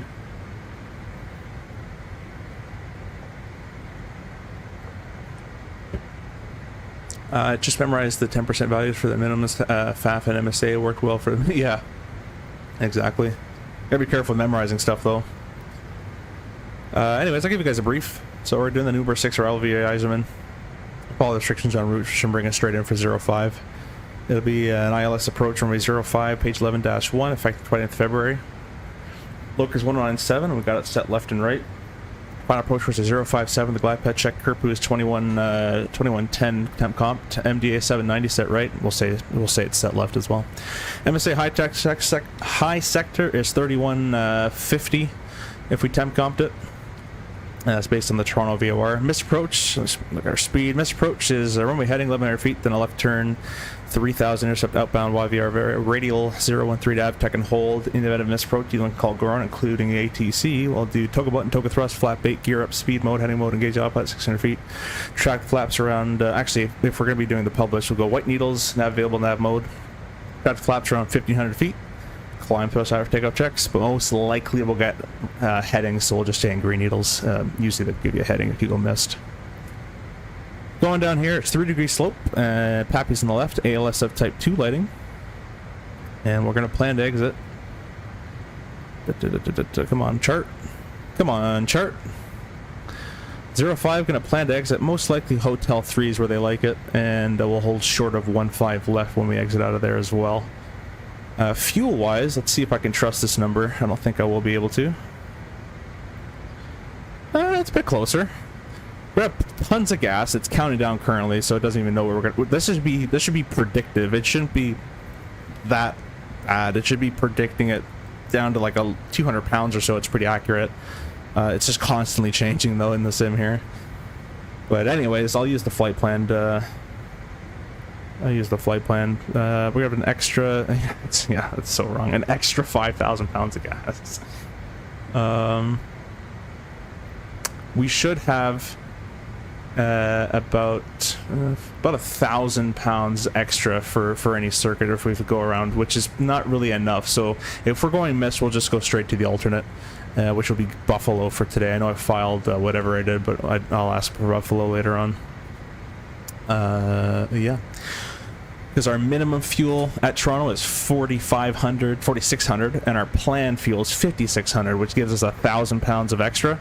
That's usually not enough. Usually 2,000 at least for especially in IFR conditions, probably a little bit more to get vectored around and come and do all that stuff again. So by the time you do all that, you'll be at your min. You got to go reserve. You got to go alternate anyways. Oh yeah. So Euro wants to see the arrival page now that I got it plugged in here. So you got ILS 5, 3-degree slope, low tune, bearing, and runway threshold 564. There's the frequency. That's what an ILS one would look like. If you put in an RNAV, the LPV would look a little differently. And because this airplane's holding speed so well, let's go 0.81. I'll increase my power, and I think it's pretty good. They can go to the bathroom if needed now. We're getting rocked around the entire day around here earlier. Paul says, question about the wind. When a crew or ATC mentions plus or minus, let's say 10, what does that refer to, and what does that cause you to do something extra? So plus or minus 10 knots is probably what they're going to be referring to. So let's say you got a speed. I'll go here. Weather. And let's just say it's 10018 knots. If someone says it's plus or minus 10, that means it could be 18 knots plus 10, 28, or it could be 18 knots minus 10, which is 8. So that's what they refer to that. But usually wind isn't really reported like that. Usually it's reported like this, where it has a gust factor G30. So it's 18 knots gusting up to 30 knots. Which means it's a 12 knot gust, which means if I go from 18, how much does it take to get to 30? It takes 12 knots to get from 18 to 30. So in that case, we'll take the gust factor, which is 12, between 18 and 30 is 12, cut that number in half. 12 cut in half is 6, and you'd add that to your VREF. So our VREF today is 141. I calculated on my speed card. So when we actually go for the approach, depending on what the current wind is, because again, this is all predictive.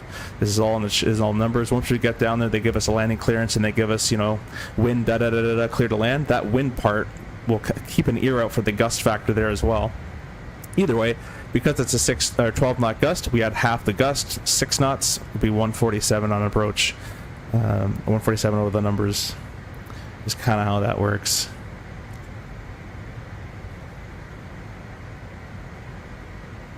Oh, he meant in the airspeed.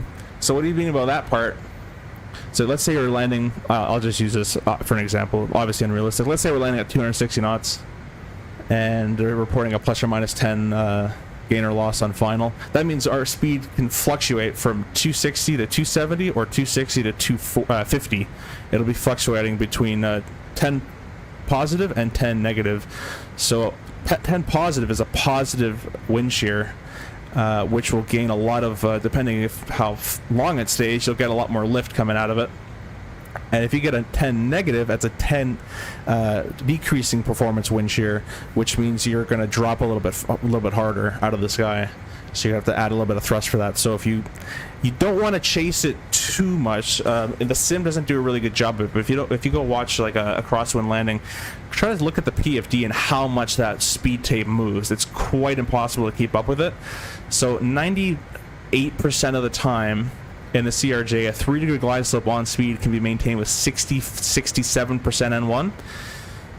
So if it's bumping all over the place, I would try to stick as close as you can in there, unless you need a massive difference, if you need to massively change. But don't go chasing the speed too much as it's gusting. So it may plus and it's going to come down.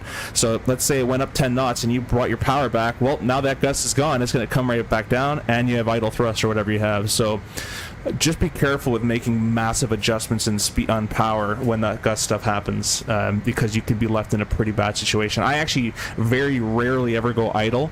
If I need to slow down on landing a lot, I'll go maybe here, just because I want a little bit of spool time on those engines. If you go straight to idle to bring these engines all the way back up, it takes a good 4 to 6 seconds to get the power back. So I don't go all the way idle until about 10 feet, if I can help it, of course. Hope that helps you out, though. Yeah, I don't either. What that is, it's actually, I do understand what it is. It's because Toronto Pearson has a 10-degree variation. 46 true. The runway heading of 05 is it's probably outdated now in the sim, but it's 057.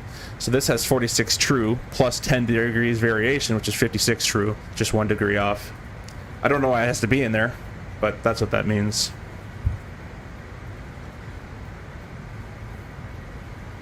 What does putting it to auto do? Seatbelts and smoking. So smoking, I've never used auto smoking. I couldn't even tell you that one. To be honest with you, it's always on or off. There's no time where it comes off unless no one's on the airplane, because you can't smoke. But auto, if you left the switch in auto and you brought a flap out or a gear, the seatbelt sign would turn on. There's some other stuff that would sequence it to turn the seatbelts on. But yeah.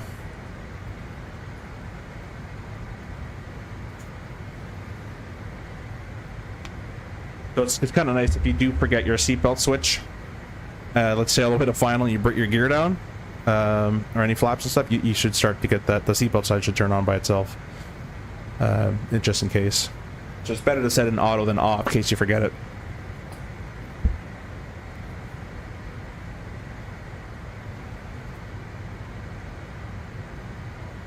I hope you guys are enjoying the stream so far. We do have Toronto Center that's I believe online. I got prepped for this arrival a little early, but that's fine. No VNAV information as of just yet, but that's okay. We don't really need it. All I know is I need to be 7,000 by ICBAT, so direct intercept page, just find ICBAT. 7,000 feet, wants 800 a minute from this current position where we are. We're going to wait, because it's icing conditions, we're going to wait till it says 26, wants 220 as well. We'll start maybe when it says 25, 2,600 a minute, we're going to go down at 3,000 feet per minute. So we're going to leave by 400 feet today.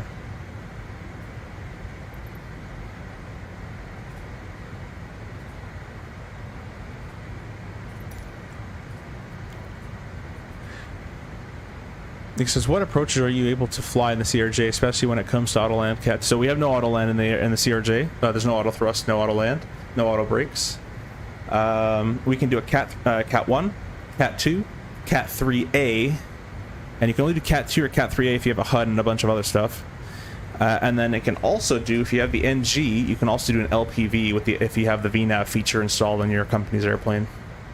I don't believe LPV works in the sim just yet, so don't do that. You'll be doing an RNAV LNAV only approach. Devin says, do the seatbelts go on below 10, or are there other factors in that? I don't believe so. No, because we've done an approach check at 9,500 feet once going through it, and it was an auto and it didn't turn it on. So from memory, I'm going to say no. It should just be a flapping gear.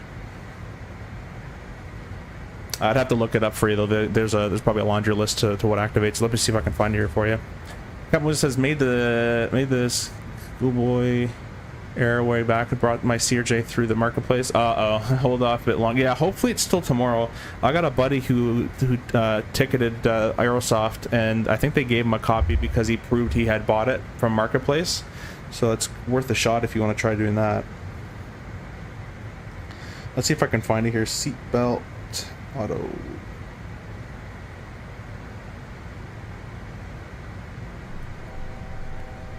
Whoa.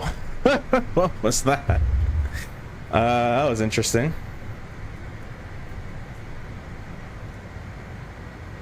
I don't know if that was supposed to try to replicate turbulence or what that was.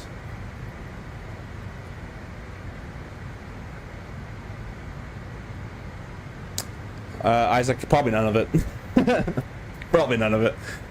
Captain Woods says I might have to go at that. Yeah, no worries. No worries. David says, Limbo, that would be my next question. Can I LPV this thing? So in the sim, no. In real world, if it has the LNAV, or sorry, if it has the VNAV function, hopefully your operator has installed the WASP GPS and it can do LPV. So all the NGs that I fly have LPV capability. Yeah, FS weather.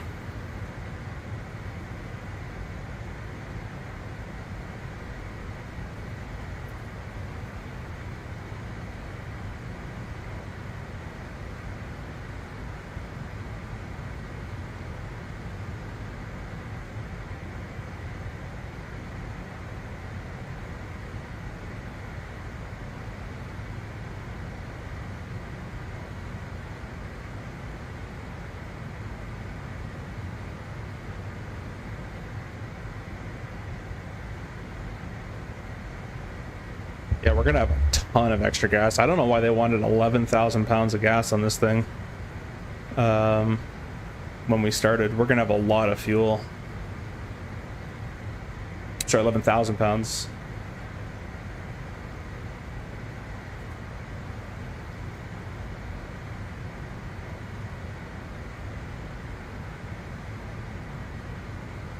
Hope you guys are enjoying the stream so far as well. Be sure to share with anybody who flies the RJ as well. Like, comment, and subscribe for more. Plenty of RJ videos that we got going on in the channel. David says, yeah, sorry, I says, I don't know how LPV is in the sim. If you take default 172 and fly LPV, it will give you a glide slope.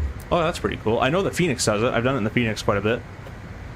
I think the Max by iFly might do it as well. I'm not too sure if it does it in the Max. David says, did you download a new update? Just curious, because it looks like you didn't change the PFD coloring yet. I used yours from the Discord and love the look. Yeah, the default... So I sent Hans the colors I set. And the default should have came with my colors, but it looks like it didn't. So I'll just go ahead and change that. I kind of forget what settings I had, but I can probably just figure it out here. There we go. I want to press save, but I really don't want to cause a WASM crash. Last time I did that, I did, but okay, we're still good. That's from old beta testing. I'll make that a little less purpley.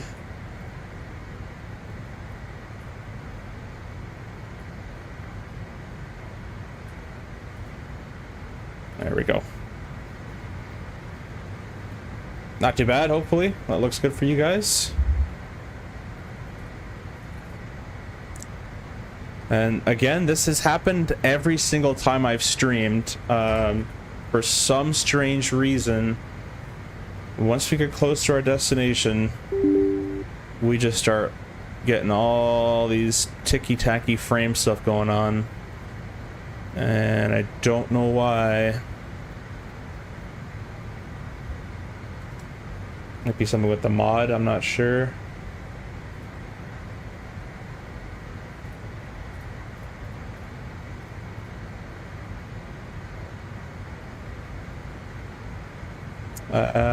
Chases, sorry, I missed him here. I says, so wonder if it's modeled or just a gimmick. Sorry, what were we talking about, Isaac? I forgot. We were talking about maybe the runway. I'm not too sure. Grab says, oh no, Adam says, what's the process for de-icing in the RJ? De-icing, like on the ground? Basically, the engine's the best. You have 3 configurations: engines on, APU off. Engines off, APU off, ground power, ground air. And then the last one, which you don't want, is engines off, no ground power, APU on. The reason you don't want the APU on in de-icing is because the APU door can be open, obviously has to be open, and there's a chance of getting some stuff sprayed in there. So anyways, engines on, APU off is the most usual, and you'd have the bleeds closed, you'd have the packs off, you'd have the flaps at 0, and what else from memory here? We have a checklist for this, but that's pretty much, yeah, and thrust idle, so pretty much bleeds and bleeds closed and packs off. Chase says, how's CRJ-900 treating you? We're loving it, man. We've been beta testing it for almost a year, maybe less than that. Well, and now that it's finally out, it's very nice to have it out. Still some stuff has to be changed, but it's definitely a lot better. If you guys saw the process to make this thing what it is, it's quite insane. Grandpa says, when descending on your star, do you set the bottom altitude first or by steps? I did it by steps over time. I think the average down would be... So if you have the VNAV, you can set the bottom and let it go if you've been cleared to send via. But if you're doing it manually, I like to do each altitude. And I only change to the lower altitude once, obviously, if I've been cleared. And second, if my banana bar is meeting that restriction, I can kind of tell.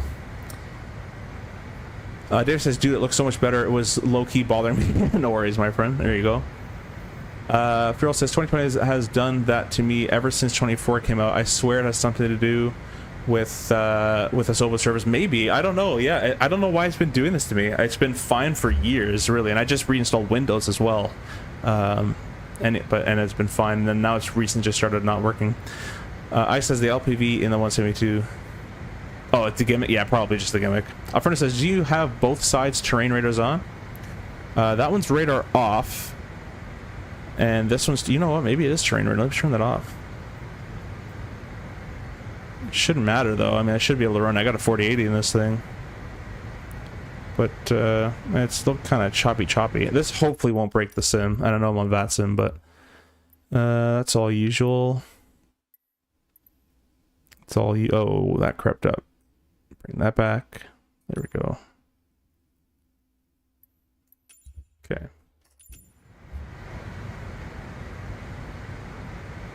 Adam says, cool, thanks, no worries. Pull Spikes, thank you so much for the $20 donation. I really appreciate that. Fruta, I don't know what that is, but thank you so much. Unless there... Did you have another comment up here that I mistaken? What? Oh, my thing won't scroll. Everybody go like that donation as well. I really appreciate that.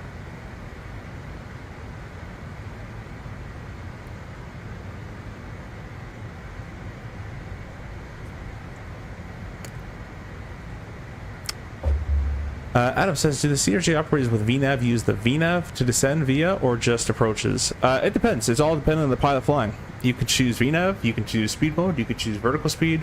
I'll be honest, the VNAV in the real plane,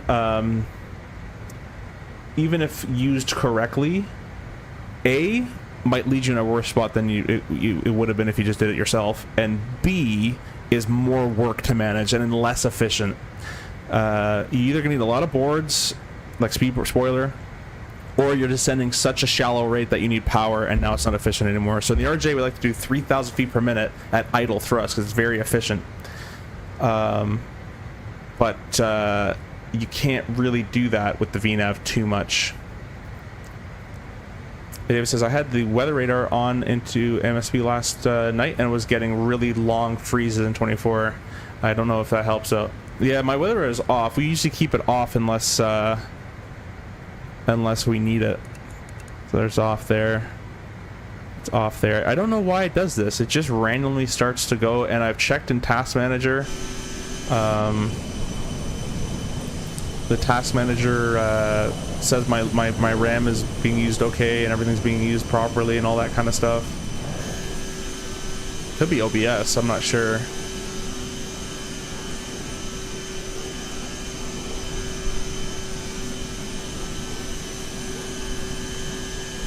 Got 70 of you guys in here, which is quite insane.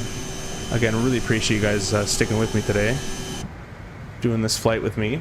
I've also noticed once you get over the numbers in the sim recently, I'll get a lag spike on those too, which is not too fun.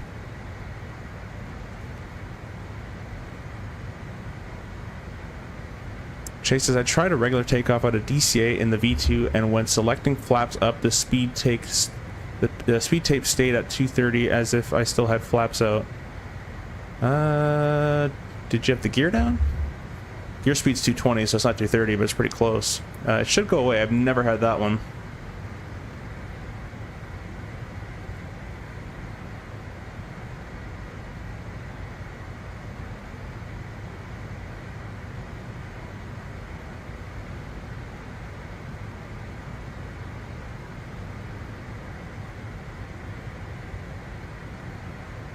It says, what's your next leg going to be? I might actually just end it here, to be honest with you, unless you guys want to see. I don't have time for another leg completely. I just did 5 days of flying the RJ, so I'll probably start doing something else with other than flying when I get home. But we could do maybe some landing stuff, or like maybe some like 20-30 minutes of just kind of chit-chatting and me flying around and showing different stuff or something like that. Maybe not a whole leg, but something else like that if you guys want. You're running auto FPS or what TLE setting you use? I use 130. I don't like auto FPS because when I use it, it just didn't run on my system all that well, so I don't use that. It says dump the shader cache and rolling cache if it will clean up the hitch. Ooh, I don't know if I want to do that now, but let me just make sure that the rolling cache is off. I'll do that later because I don't want to have anything wrong with it, but that is a good idea. I usually do an NVIDIA cleanup as well. I'll go ahead and clear all the NVIDIA shader cache and all that kind of stuff. But even that didn't help me either, so I don't really know why.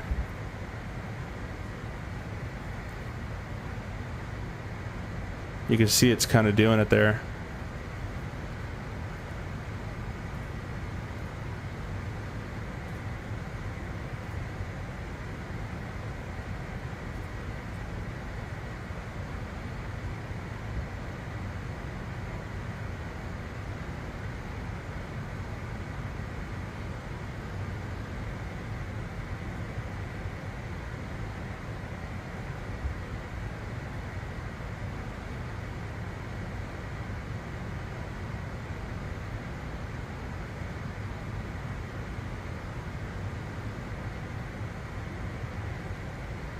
Could be something I got running in the background, maybe like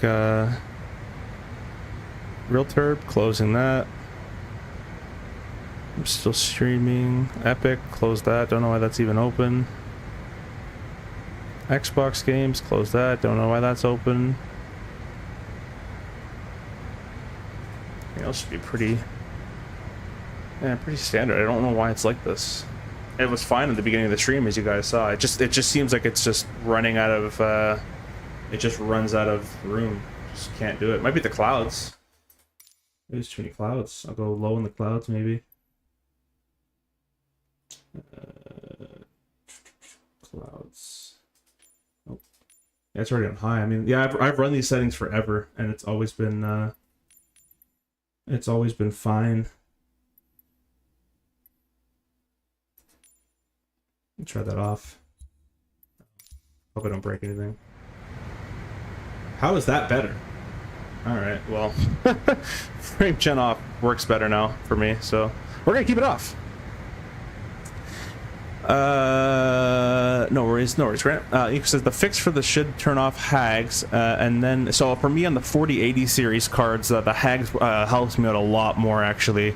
I've seen reports as well where the hags on 40 series cards works for some and it doesn't work for most. So the hags for me, without it running, I've done multiple tests with it off. It runs like garbage, for me at least. That's a fix for you. Yeah, I could try it again though for sure. Rolling cache I'll do as well. Closer, did they add the ability for pilot defined waypoints like a long track offset new update?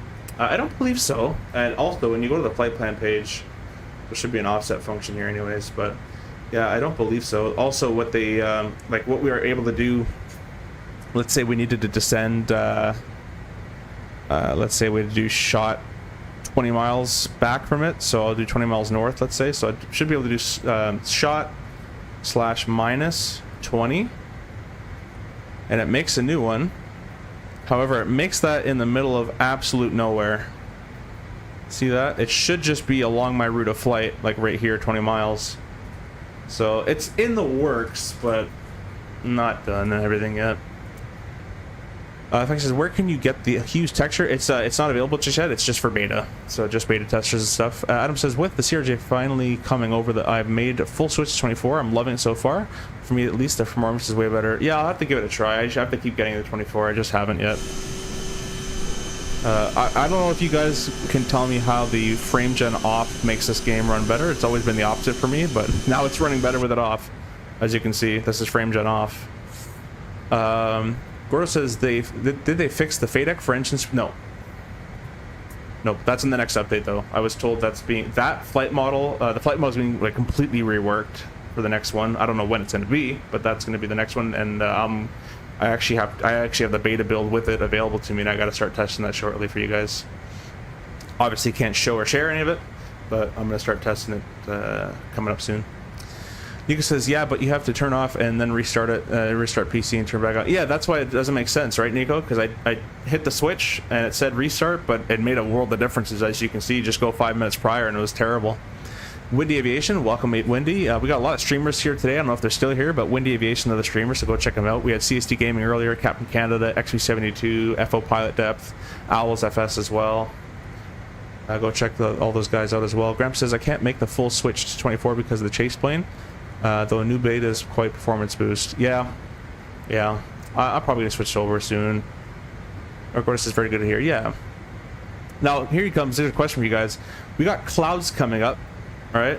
Take a look at the temps here, and we got clouds coming up. Tell me in the chat if you think anti-ice on, or you can leave it off. I'll put a poll actually here.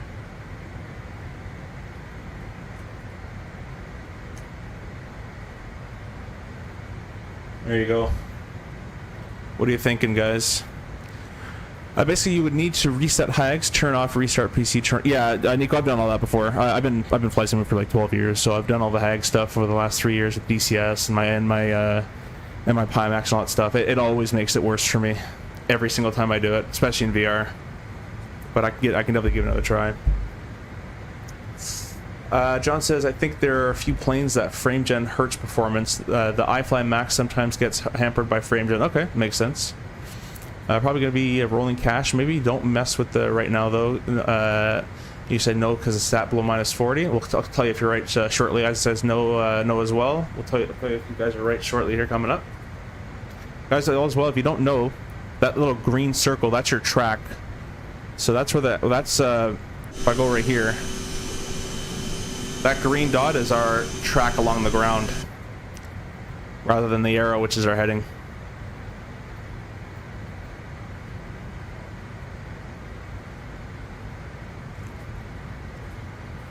All right, we're gonna end the poll. Where did it say? Where is the poll? Can't even see it. There we go. So 55% of you guys said anti-ice on, 44% of you guys said anti-ice off with 9 votes. Let's go ahead and fix this now. So the people said off is correct. So we're in visible moisture. That is correct. The TAT is below 10. That is correct. However, the SAT is below -40. And once you're below -40, there's no icing that can possibly form. So anti-ice is not required up here. Funky says, I recommend flying the CRJ with SAS in Norway. Some beautiful approaches through the mountains there. Yeah, that'd be cool. I want to do it. I don't know if they do it, but I want to go into Corfu as well. That's a pretty cool airport. Take the RJ over there. I don't know who flies in there, or if they even take an RJ, but the SAS stuff would be pretty cool too. Grant says, oh, the SAT. Yeah, exactly. There's a lot of what ifs in aviation, and there's a lot of if this, if that. But hey, wait, what about that? What about this? Especially in the RJ, there's a lot of those in the RJ.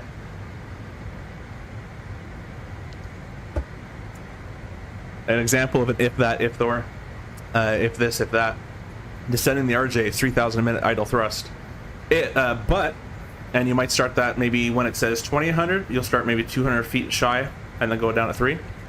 But if you have a tailwind, each 10 knots of tailwind is 0.1 degree of descent. So we have an 80 knot tailwind right now, so I should technically go change this VPA to 3.2. We'll execute that. Also, but we have icing to consider. And once we put on the wings and cowls in our descent later on, we're going to have an increased thrust. So I'll probably put that to 3 degrees. So there's a lot of if, and, that, though, that, they, whatever. A lot of that to the RJ. We do this, but if this happens, we do this. But if that happens, we do this, and we do this. And if we do this, and this happens. Nico says, sorry, Phoenix says, good to know. Yeah, no worries. Nico says, too dry at that temp, not enough moisture. Yeah, exactly. Adam says, West Coast jazz ops are pretty cool too. RJ ever go into Castlegar? I know that's a pretty cool approach. I don't know if they go in there. I'm not too sure. I don't even know where Castlegar is. I says kinda likes the IFS and butts make it more interesting. Oh, sorry. I'm reading these as that's how you know you fly is you read them as acronyms. Kinda likes the F's and butts make it more interesting. Yeah, I would agree with that. Definitely a lot of experience involved in your ifs and buts decision making. ICBAT at 7,000 requires 2,100 feet per minute, so we're going to wait till that says 26. Not too much longer to go.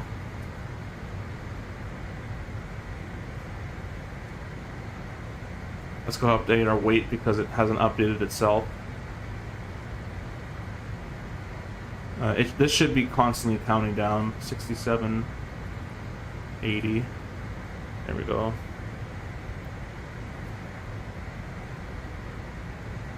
What I'm going to do, guys, in hopes to burn a little bit more fuel, is start a little bit early. So ATC is not online just yet. Let's just go ahead and set 7,000 in there. So obviously, if I want the most efficient descent, I'd descend to idle thrust. But because I don't want efficient right now, I'm going to descend with thrust. So let's go bring the thrust back a little bit. And we're going to go descend, start down at 2,200 a minute. We'll keep our 0.8 Mach in the 0.81 there in the descent. So this is because we're descending only at 2,000 a minute, I require thrust. And because we're getting in lower altitudes, it's we're going to be a higher fuel burn as well, and that's kind of what I want, because we're going to be too heavier. All right, contact me, Toronto Center. Okay. I can do that.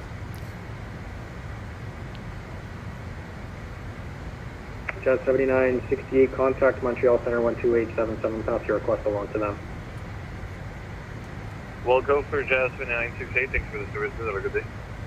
Thank you. Toronto Center, Jazz 716-350, descending 7,000, ICBAT. It's going to give me a squawk code. So be ready to type it. Jazz 716, Toronto Center, good day, squawk 300, or now 2501. 2501, Jazz 716. Put that in there, put that in there. Should only have to do it in one. Anyways.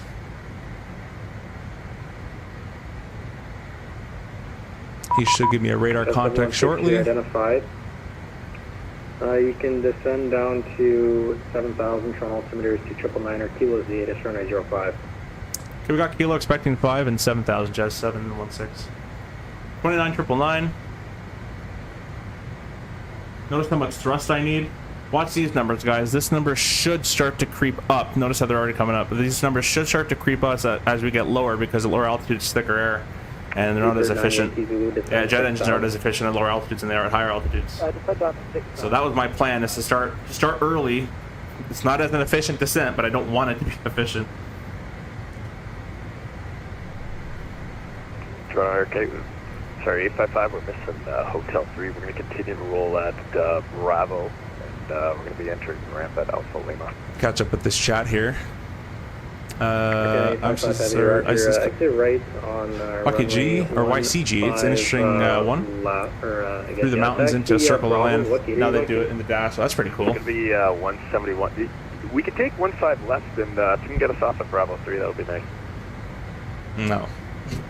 He's not. No way he's going to give him 15 left, unless there's no one there.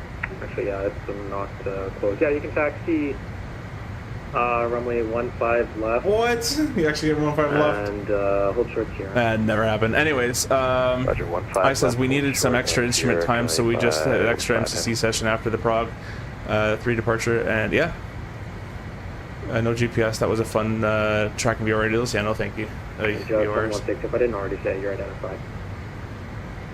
Yeah, no worries, Jess. 716. We got you. Diego says looking forward to flying the CRJ-1000 next week. Such a long thing. Yeah, it's stretched out to the max. Furl says radar contact, accusing the HD of on-Canadian activity. Yeah.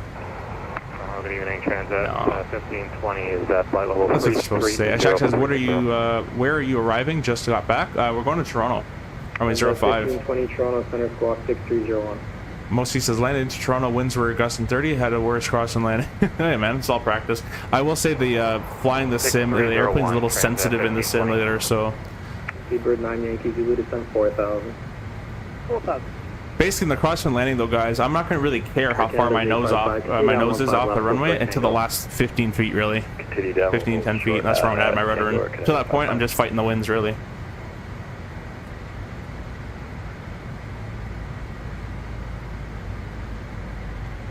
Says identified. No, they say radar contact all the time. Transat 1520. Right, identified radar contact. Class level 360 and ATIS is kilo. People, at least in real world, it's 360, ATIS kilo. they're not as hung up on the words. That looks terrible. I'd like to deviate for that, but I have no weather radar, so I don't know where to go. But I would not want to go inside that. That is for sure. Immediate left turn 1 heading, passing radial heading 040, then track 1001, radial then 10 to me, right turn direct VOR. Sounds like a lot of fun. No, thank you. Do a procedure turn while you're at it. I says, you sure like do Toronto? Well, yeah, that looks nasty. That does. And obviously we'd be running the radar and see which possible directions we can avoid this from. Probably a right deviation. And center Jazz 716, like 40 degrees right for weather if possible. Jazz 716 deviations left of course approved. Advise direct Newber. I said right, didn't I? Can we have it 40 degrees right, Jazz 716? On my end, that's going to put you into the weather. You sure you want right? We don't have a radar on this in the sim, so if you stay left or go 40 left, and we'll let you know when we're direct Newber Jazz 716. Okay, sorry, just to clarify, which direction do you want? 40 left, Jazz 716. Jazz 716, roger. Deviations left of course are approved. Advise direct to Newber. We'll advise direct Newber Jazz 716. Just gonna skirt it. Wings and cowls on. Lufthansa 471. Now, that whole wing 230 knot rule doesn't apply in a descent. When we're descending for landing, we always throw them all three on. Air Canada 808, runway 06 left, winds 11017, gust 23, altimeter 2999, or kilos. This is good for me because I gotta burn fuel anyways, so. Delta, cross runway 50 right, and just so you know, the apron is controlled. So, yeah, I mean, I have no weather radar at all. I mean, we could try it. I don't know why there's two of them, but. But it doesn't really matter. So taxi Alpha Mike, Delta, cross runway 50 right. Roger. Oh, what? Mike, Delta, This can't be. Sorry about that. Right, sorry. Let's go tilt of... of, 855, taxi Tango Alpha Lima, lane 8. That's not really the right symbology at the top. Lane 8 there, good night. 55, heavy, good night. Good night. Seabird 9 Yankee Zulu, turn left heading 150, descend 3000. Left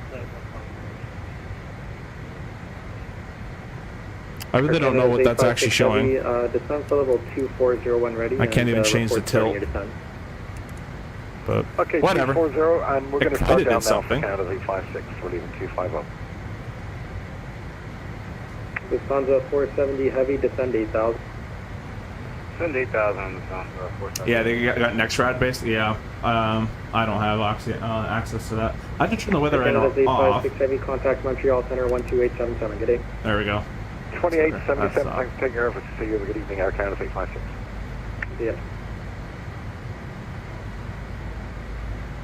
So at this point, we don't have to descend this quickly because now we're vectored off a little bit. 152 is Like back in 1500. We'll give it 1500. Add some thrust as I need to burn fuel anyways.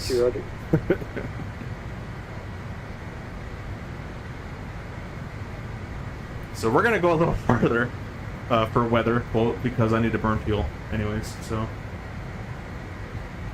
probably cut in the right here a little bit, just so we can weave through these clouds.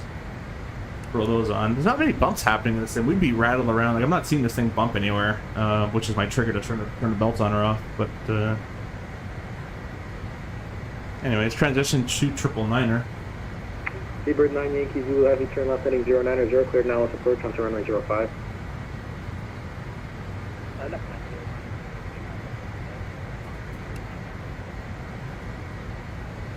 Trevor's bad in this thing? Yeah, like we're not getting anything here. That all looks awful. I'm gonna cut it right if I can go back in there. On the 471 Heavy, you're identified. Climb Might be too 7,000. late. These clouds always look like nuclear mushroom clouds. I've never actually seen a cloud look that menacing 471 before. Heavy, Roger, leaving 3,600, clear direct Alta.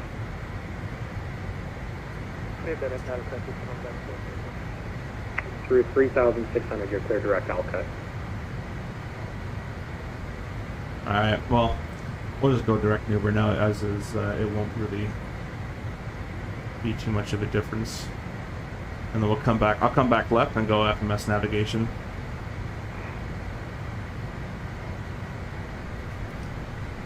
Rex Atmos helps solve the ugly clouds? Oh, okay. I might have to get into that. Yeah, because these always look like massive mushroom clouds, which you might have one or two, but like there's a million of these around here. Alright, we'll go Nuber. Nav's available, nav mode. There's our advisory VNAV snowflake, we're basically right on the path. Looking good.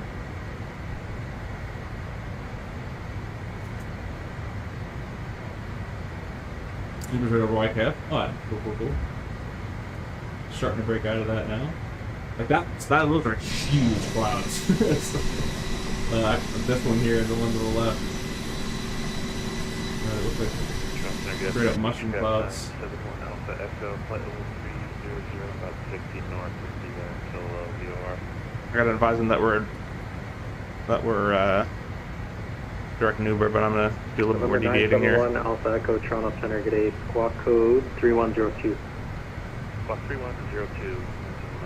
You see some cool little rain effects on our windshield. It looks pretty sweet. Seabird 9 Yankee Zulu Heavy, winds 11017, gusting 23, clear to land runway 05. I says, yeah, checked on Atlanta. You avoided red by deviating. Now you have red both left and right of it. Yeah, I went right to hopefully get. I assume that's these guys here. Yeah, I kind of wish the other radar was modeled. November 971 Alpha Echo, you're identified at flight level 300. Thank you. Alright, we should be able to bring it back left. Direct Uber there. Uber. Execute, nav mode. Center Jazz 716 and now direct Uber. Jazz 716, Roger. Yeah, that thing is huge. Look at that size of that cloud. That's a massive cloud. Look at that. It's just like a massive mushroom cloud. These nuclear snowstorms here. I might start the APU super early just to get my my fuel down. So what I'm going to do, guys, is at 12,000 feet, I'm just going to pull idle thrust and we'll slow to 250. I'll set 250 in the box for now, and we'll just keep 290 or so.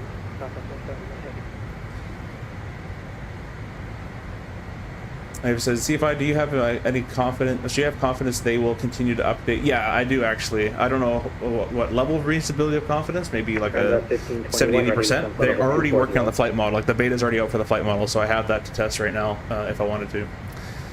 I says that thing straight ahead of I also read doesn't look. Yeah, it doesn't look good at all. But unfortunately, that's kind of where Toronto is. So we can probably go through there. Pick our battles around it. Once you get in the soup, we're going to be in the soup. Won't be able to avoid it too easily. 12,000 idle thrust. In real life, does the LNAV not draw a curved line when doing direct to? No, it does not. That's a Boeing or Airbus thing. It will smart turn, but it's not going to show you it's smart turning. Mostly, how do you know good sensitivity settings for the RJ? Not sure if I messed them up because I tried flaring and had to pull the yoke back so much and barely flared as much. So in 2020 is the settings I posted are the settings that I use in 2020. How do I know to set them? I don't know how to set them per se in the sim. I just have my real world CRJ experience and I'm making my yoke feel like that. So depending on your approach speed and everything you've done, it should feel the best possible in 2020 at least.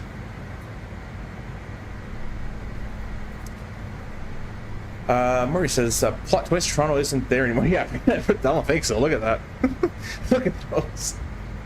I don't think Toronto is there anymore. Let's see if I can ask for a heading of, what would that be? 098. And Toronto Center Jazz 716 requesting heading 098 for weather. He's probably like, just fly through the 716 cloud. deviations, your discretion. My discretion, just 716. Oh no, he just gave me my discretion anywhere I want to go. We're turning the sucker around. We're going to LaGuardia. I'm just joking. 10,250 knots looking up pretty good. 10 down, lights on, pressurization is checked. We'll go ahead and give him a hotel cross runway, double bell there. right, 29, right. 999 is set left and right and center. We're all good in the altimeters.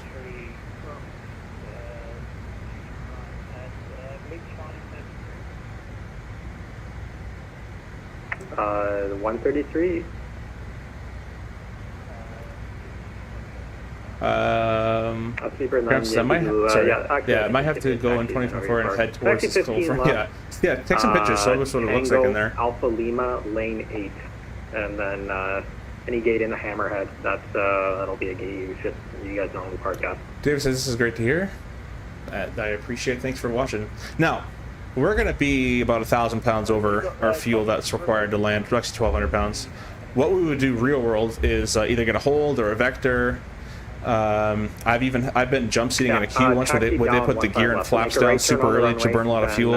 Almost at the end is in the sim, left turn there, and then, I'm gonna just say we're fine. Gate off Obviously, in right real world, you'd have to take measures against that because you're not going to land overweight unless it's safety reason. But in the sim, we have the power of just going here. Lufthansa 470. He took my power away. Oh, let's see if he took this power away. 4,000, Lufthansa 470. Pretty rough ride through here.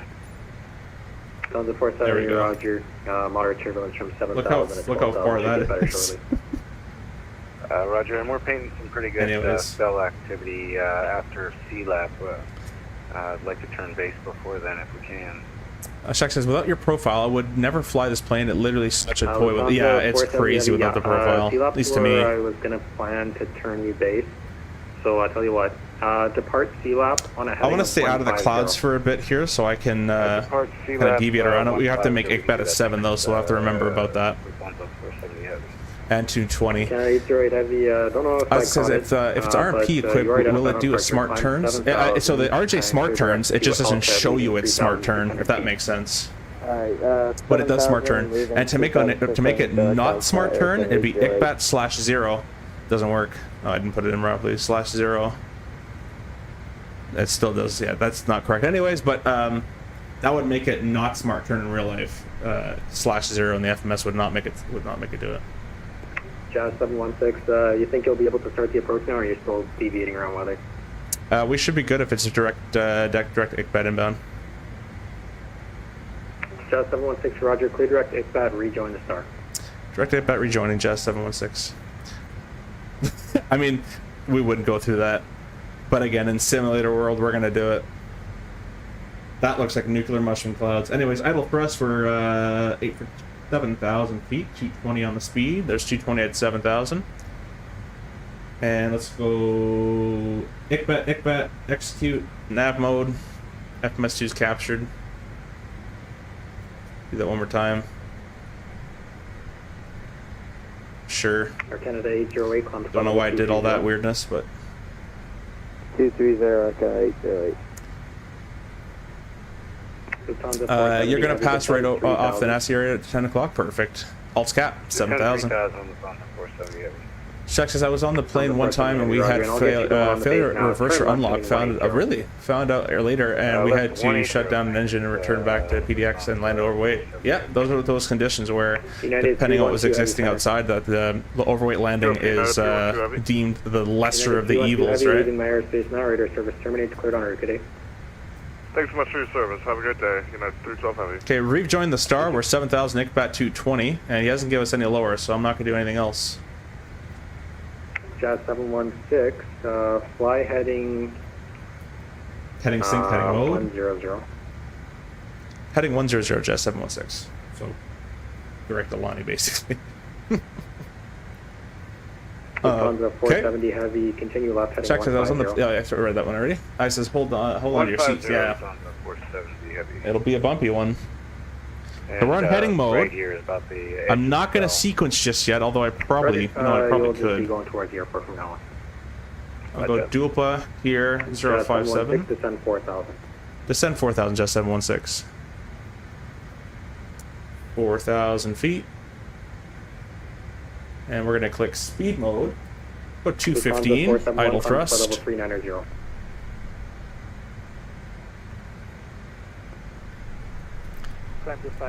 And wings and cowls are on, belts are on. Throw these guys on, why not? A little bit of lights in here as well. Jet 716 heading 090.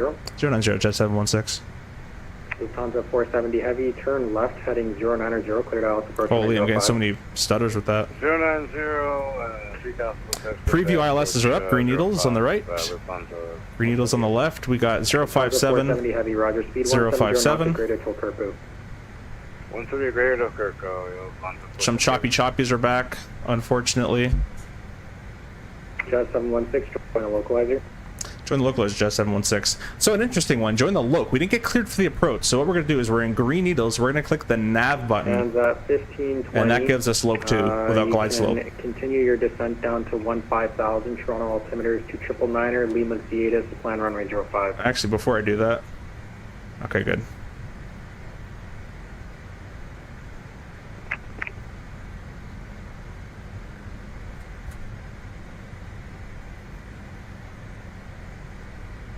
Jazz 716, speed 170 knots. 170, Jazz 716. Alright, we're going to go vertical speed. Let's do 1100 a minute. And we'll slow to 170. Hands up 1520, descend 15,000, Toronto altimeter 999er, Lima Theatis, plan runway 05.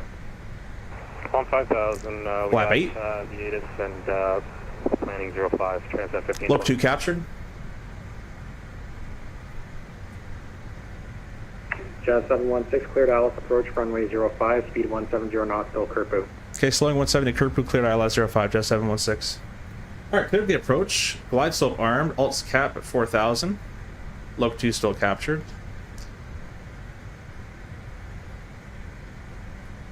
I might not be able to look at the comments here, guys.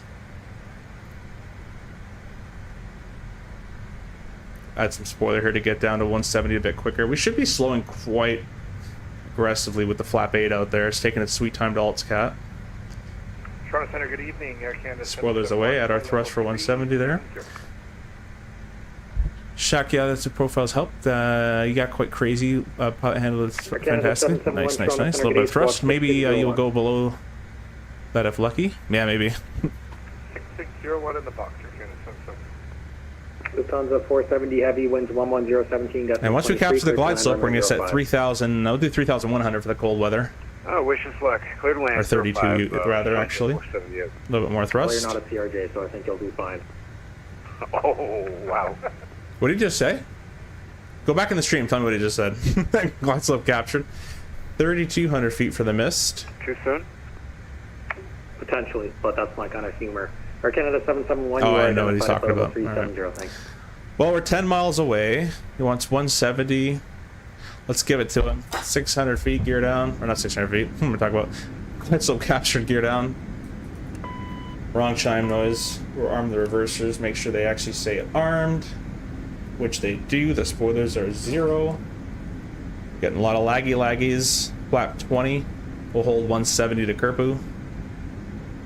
Might get a chime that we're passing our missed approach altitude. All we're going to do is click and press that in there.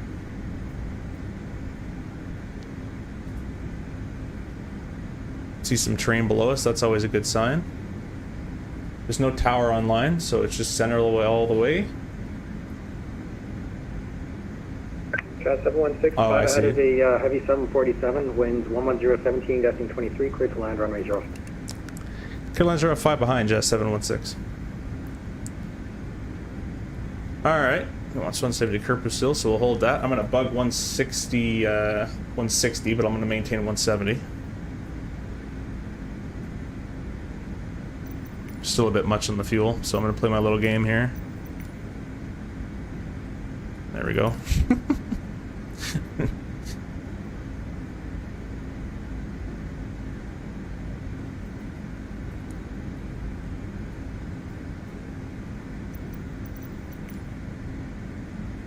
I keep doing that. That one. Air Canada's 808, climb to flight level 350. 350, Air Canada 808. Now roughly what we should be. 170 passing crew, that's close enough. Let's get lower. Flat 30.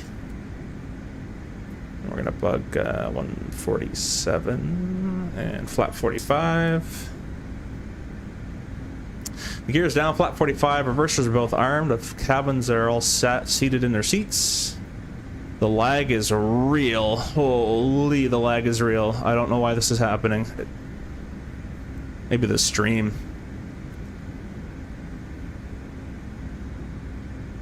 It's not laggy outside though. It's just when I change like left to right and stuff. Runway's already coming in sight. That's pretty unrealistic, at least from my approach I did to this runway 4 hours ago. I told you you'd be we didn't break out till 300. You are now. You can exit right, Hotel 3. Hotel, where are you parking? Hotel 3 and... Alright guys, so the approach, remember it's 50 feet, eyes down the runway, 40 feet, keep the airplane going towards the touchdown zone markers, or the 1,000 footers. Roger, you can taxi. 30 feet, start reducing the power, 20 feet, start the flare, 10 feet, add the rudder for the wind. We're not concerned with greasing, we're concerned with touchdown zone, center line. Hotel 3, Let me get Skydollar started for the replay here. 470,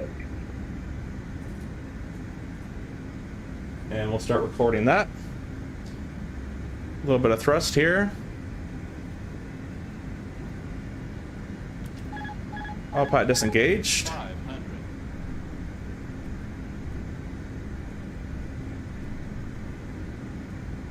We're cleared to land. Gotta zoom out a little bit, kind of too far in there. So as you can see guys, we're gonna need rudder to the left, ailerons to the right. Rather be a tiny fast than a tiny slow 152 heavy contact in this kind of weather condition. 1.77. I'm also going to steer slightly right of center line, it's landing, so when I add in my rudder, I'll end up on the center line.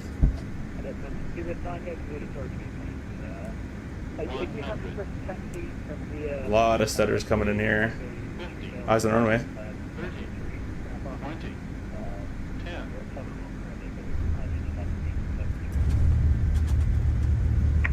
Alright, a lot of right aileron, some brakes, some reverser. Okay, yeah, you can make the 180 taxi lane 7 along the apron edge to lane 5, and then something like Charlie 35 is probably a good gate for you. Yeah, we're gonna hit the Charlie 35. We're gonna plan Hotel 3. I'm gonna release the brakes a little bit. I'm gonna shut off the reversers. Keeping my right aileron input in.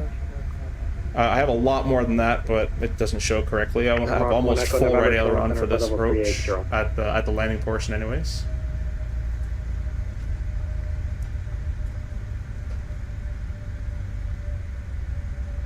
Toronto 971 Alpha Echo requested 10 minutes away. November 971 Alpha Echo, that's approved, calling you back. Alright, we'll call back 971 Alpha Echo. Just 716 clear 05 Hotel 3. Okay, short of 15 left. Taxi Hotel 3, Hotel cross from 15 left.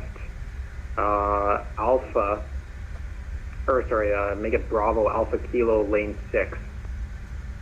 Okay, Hotel cross 15 left, then Alpha. Can we request gate 250 down to Delta Romeo area? Just 716 taxi Bravo, hold short of Tango. Bravo short of Tango, Jazz. 716. Toronto Center. Yeah, he was bringing me to the. He was bringing me to domestic RJ. American 866 Heavy, Toronto Center, squawk it in. I think American Bravo should be the first turn here, coming up to the right. I'm gonna do my after takeoff or my after landings. Identified 370. Thanks. Once I'm on a straight and I'm all configured, there's no real rush. All right, it's so laggy. Maybe that's him. Anyways, so it's contaminated runway. We had icing conditions. We're gonna go to flap 20. That's so the next crew and well, actually us, we can verify nothing slush and stuff got kicked up into the flap track. So we'll leave flap 20 there. Holy crap, those stutters. It's just more efficient if they use 056 left. usually they do dual or like a price tech, so it's normally not just one runway ops, but I just run whatever the real world is running. So you'll have to, if you want the actual answer, you might have to ask a real controller, but I don't know exactly why they're on 156 left right now. Okay, roger. Yes, that was action for the real world, yeah. Never try to think what Toronto does. Toronto does what Toronto does. Alright. What do you say, short tango? Someone remind me in the chat. I write this stuff down usually. Transat 1520, descend 8,000. Bravo 3 is usually what we get. Transat 1520. Real world anyways.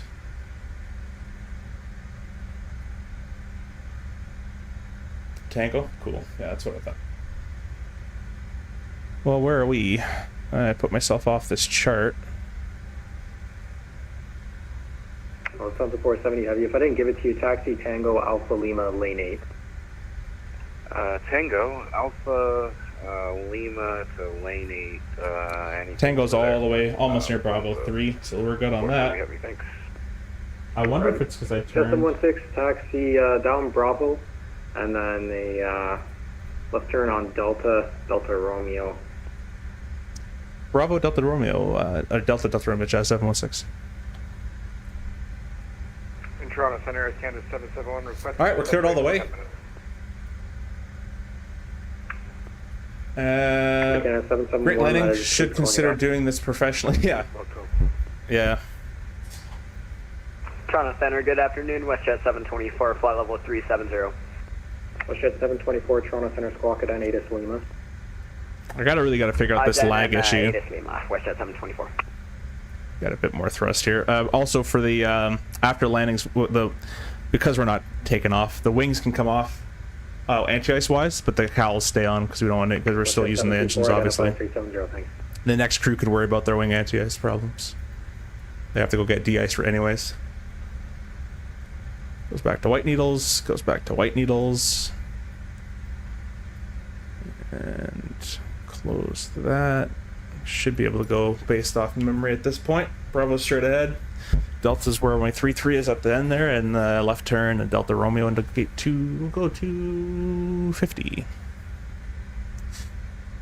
I says Learjet to Lake Simcoe Airport diverted to YYZ. Really? 1520. Don't know how much weather you're painting on your radar right now, but you can plan a base turn at or shortly before tail off. I wonder if I do a very quick, he won't recognize General. Fine for me, Transat 1520.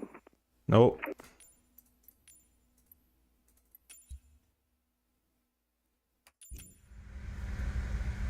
Did that fix anything or make it worse? Made it worse. Yeah, I don't know why this is going on today, guys. It's quite annoying, actually. Lufthansa 471 Heavy, contact Montreal Center 12878 or 77. Good day. I've never had this problem before. Until the last few days, actually. I says an ACA 78 got vectored over the airport or left downwind for 05. Really? Wow. Yeah, it was kind of crazy today. We landed 05 today, real world, and when we were coming in, it was 15,000 feet away, 15,000 feet. It was 15 miles.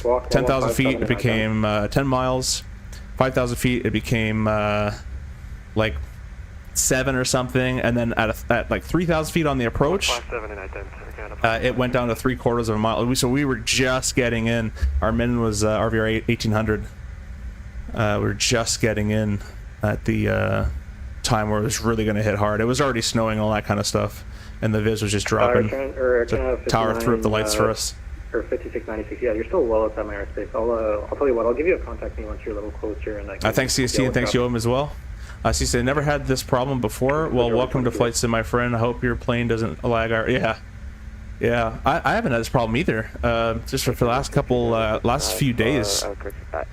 It's almost like a memory leak problem. It starts off strong. You see the beginning of the stream were gorgeous frames and everything, and then near the end it just starts to go down. I wonder if my VATSIM traffic... I remember I told you I did that descale thing, where I descaled it to 1K. I wonder if it reset itself. I did do it after I restarted Windows, or reset Windows, but it just seems to not... It's not playing happy right now. Let me log off from the network, and maybe we'll try that. See if that's the issue. And to Center Jazz 716, we're gonna log off. Thanks for the service. See you next time. See ya. Did that do anything? Nah. It's still pretty laggy.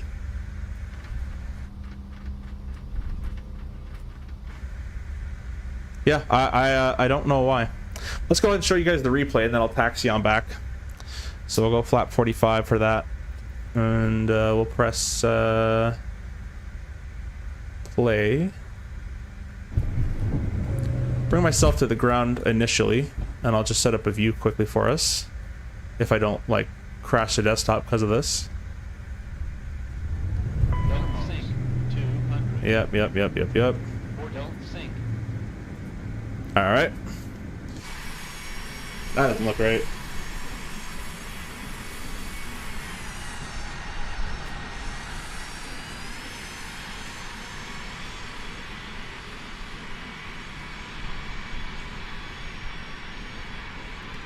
I had stutters landing, but I turned object level detail up and fixed it. Really?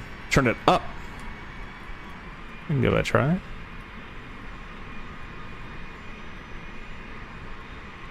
Quite the crowd we got going on, eh? Let's go back here. Oh, damn. I didn't do what I wanted to do.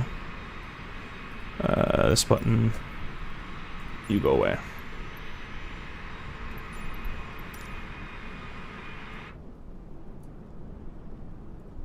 See how much crab we got going on?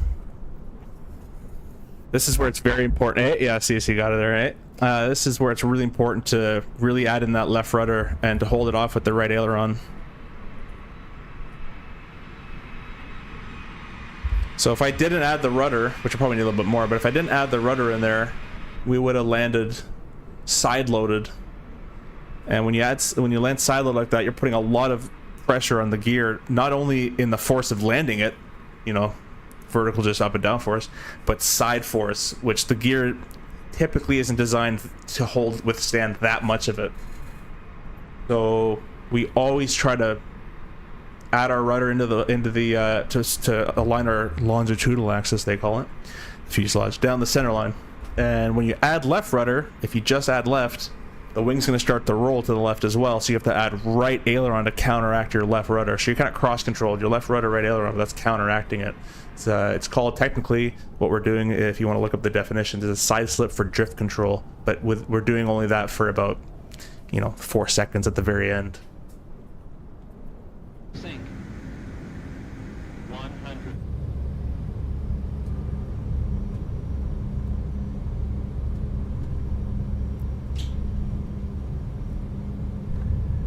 Some ash.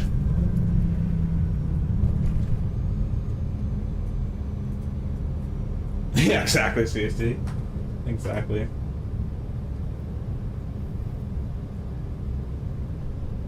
But yeah, everyone freaks out about the wind. As long as it's not wind shear, which can get a little hairy, you keep your nose pointed and crabbed into the wing as long as you want until that 10-15 marker, and then just decrab it. So play the wind as much as you want until you get down to until you get down.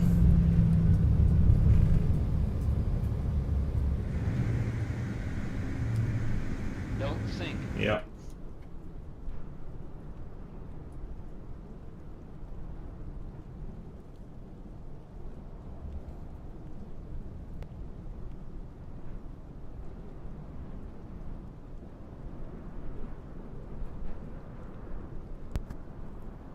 It says I had stutters and landing, but I turned the object level detail up because when you turn it up, the details load when you're further, so it doesn't stutter right when you're used to flare. Okay, I can give that a try. I can give that a try. I can try it right now. Level of detail, you say? I don't think it's gonna matter now. I don't think that's my issue. I'm having, even when I start moving my camera, it's starting to lag. Maybe it's better. I don't know. Might just solve my problem.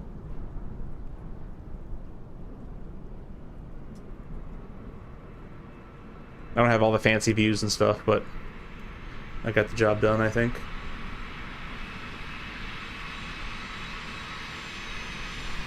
Nice.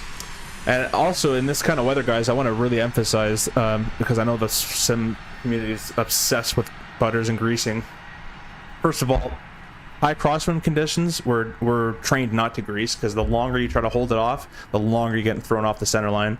Second part to that, it's crosswind with snow and contaminated runway. That's even more emphasized on don't try to grease, because one, the winds might push you off, but two, if you land too softly on that kind of condition where there's really a lot of water or snow, that kind of stuff, it's not showing this correctly, but it's, you never see a very snowed over road as kind of what the runway would be. It'd be cleaned and treated, but it wouldn't be like 100% like, you know, nothing here, right? It'd be some snow. So if you land too softly on that kind of surface, you might have a tendency where you have a layer between, it'll be runway, then a little layer of snow, and then your tire, and you're actually not landing on you're not touched the runway yet. You haven't gripped the runway. You're actually just on a layer of snow, and it's called hydroplaning.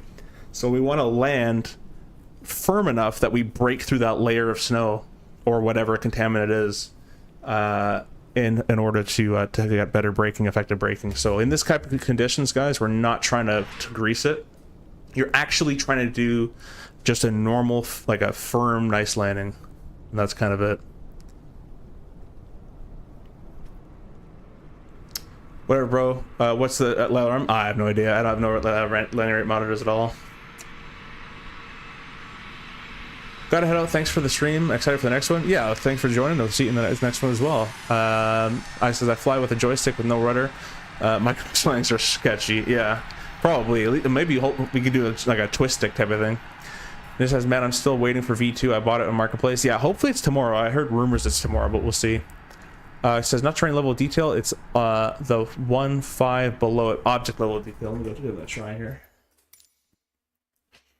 Object level of detail. I can also try putting that up. See what happens.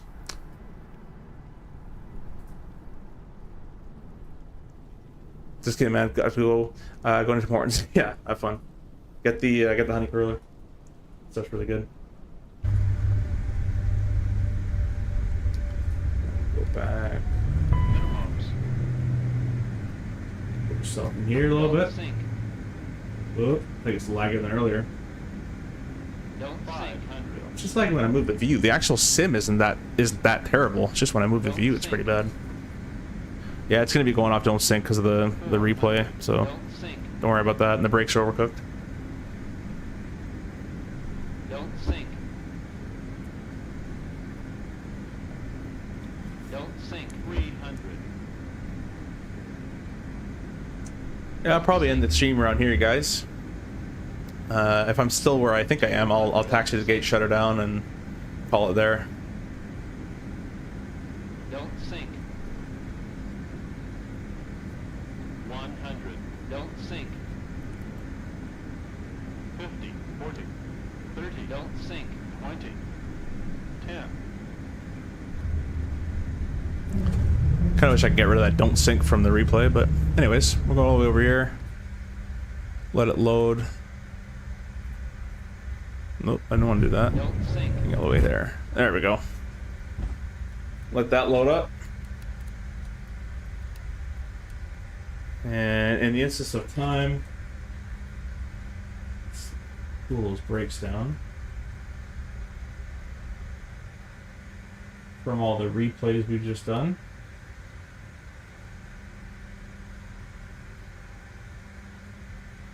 And I know you guys yell at me, but I'll be bothered to taxi. Alright. Close enough.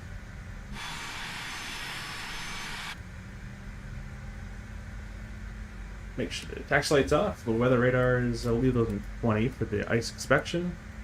Weather radar is all off. Brakes. What? Oh, so never on. Brakes. I love the voice. Anyways, we'll start the APU up. So left switch first, get the power APU and bite. And then the LCV open, SOV open, gauges and door open.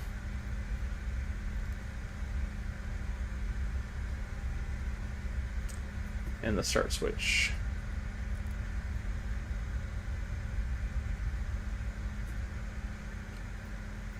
Set the parking brake up.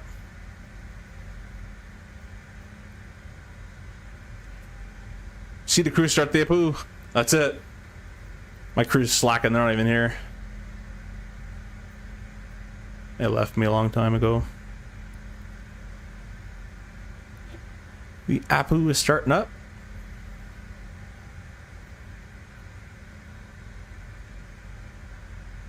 Taking its sweet time. I don't know why it's taking that long. Alright, check the electrics. Well, good. Before we turn the engines off, we're going to turn the anti-ice off because that'll mess up the bleed air system if we don't.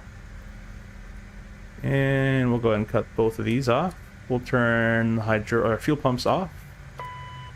We're going to leave the three. Actually, we'll leave all the hydraulics the way they are. We'll say this is turnaround state. The reason we leave the 3A on, usually it'd be off in a turnaround state, but the reason we're going to leave it on is because technically someone has to go outside now. Go check our flaps for any contaminants in these tracks on both sides. Come back and scream they're good. And with the 3A pump on now, we can bring the flaps up.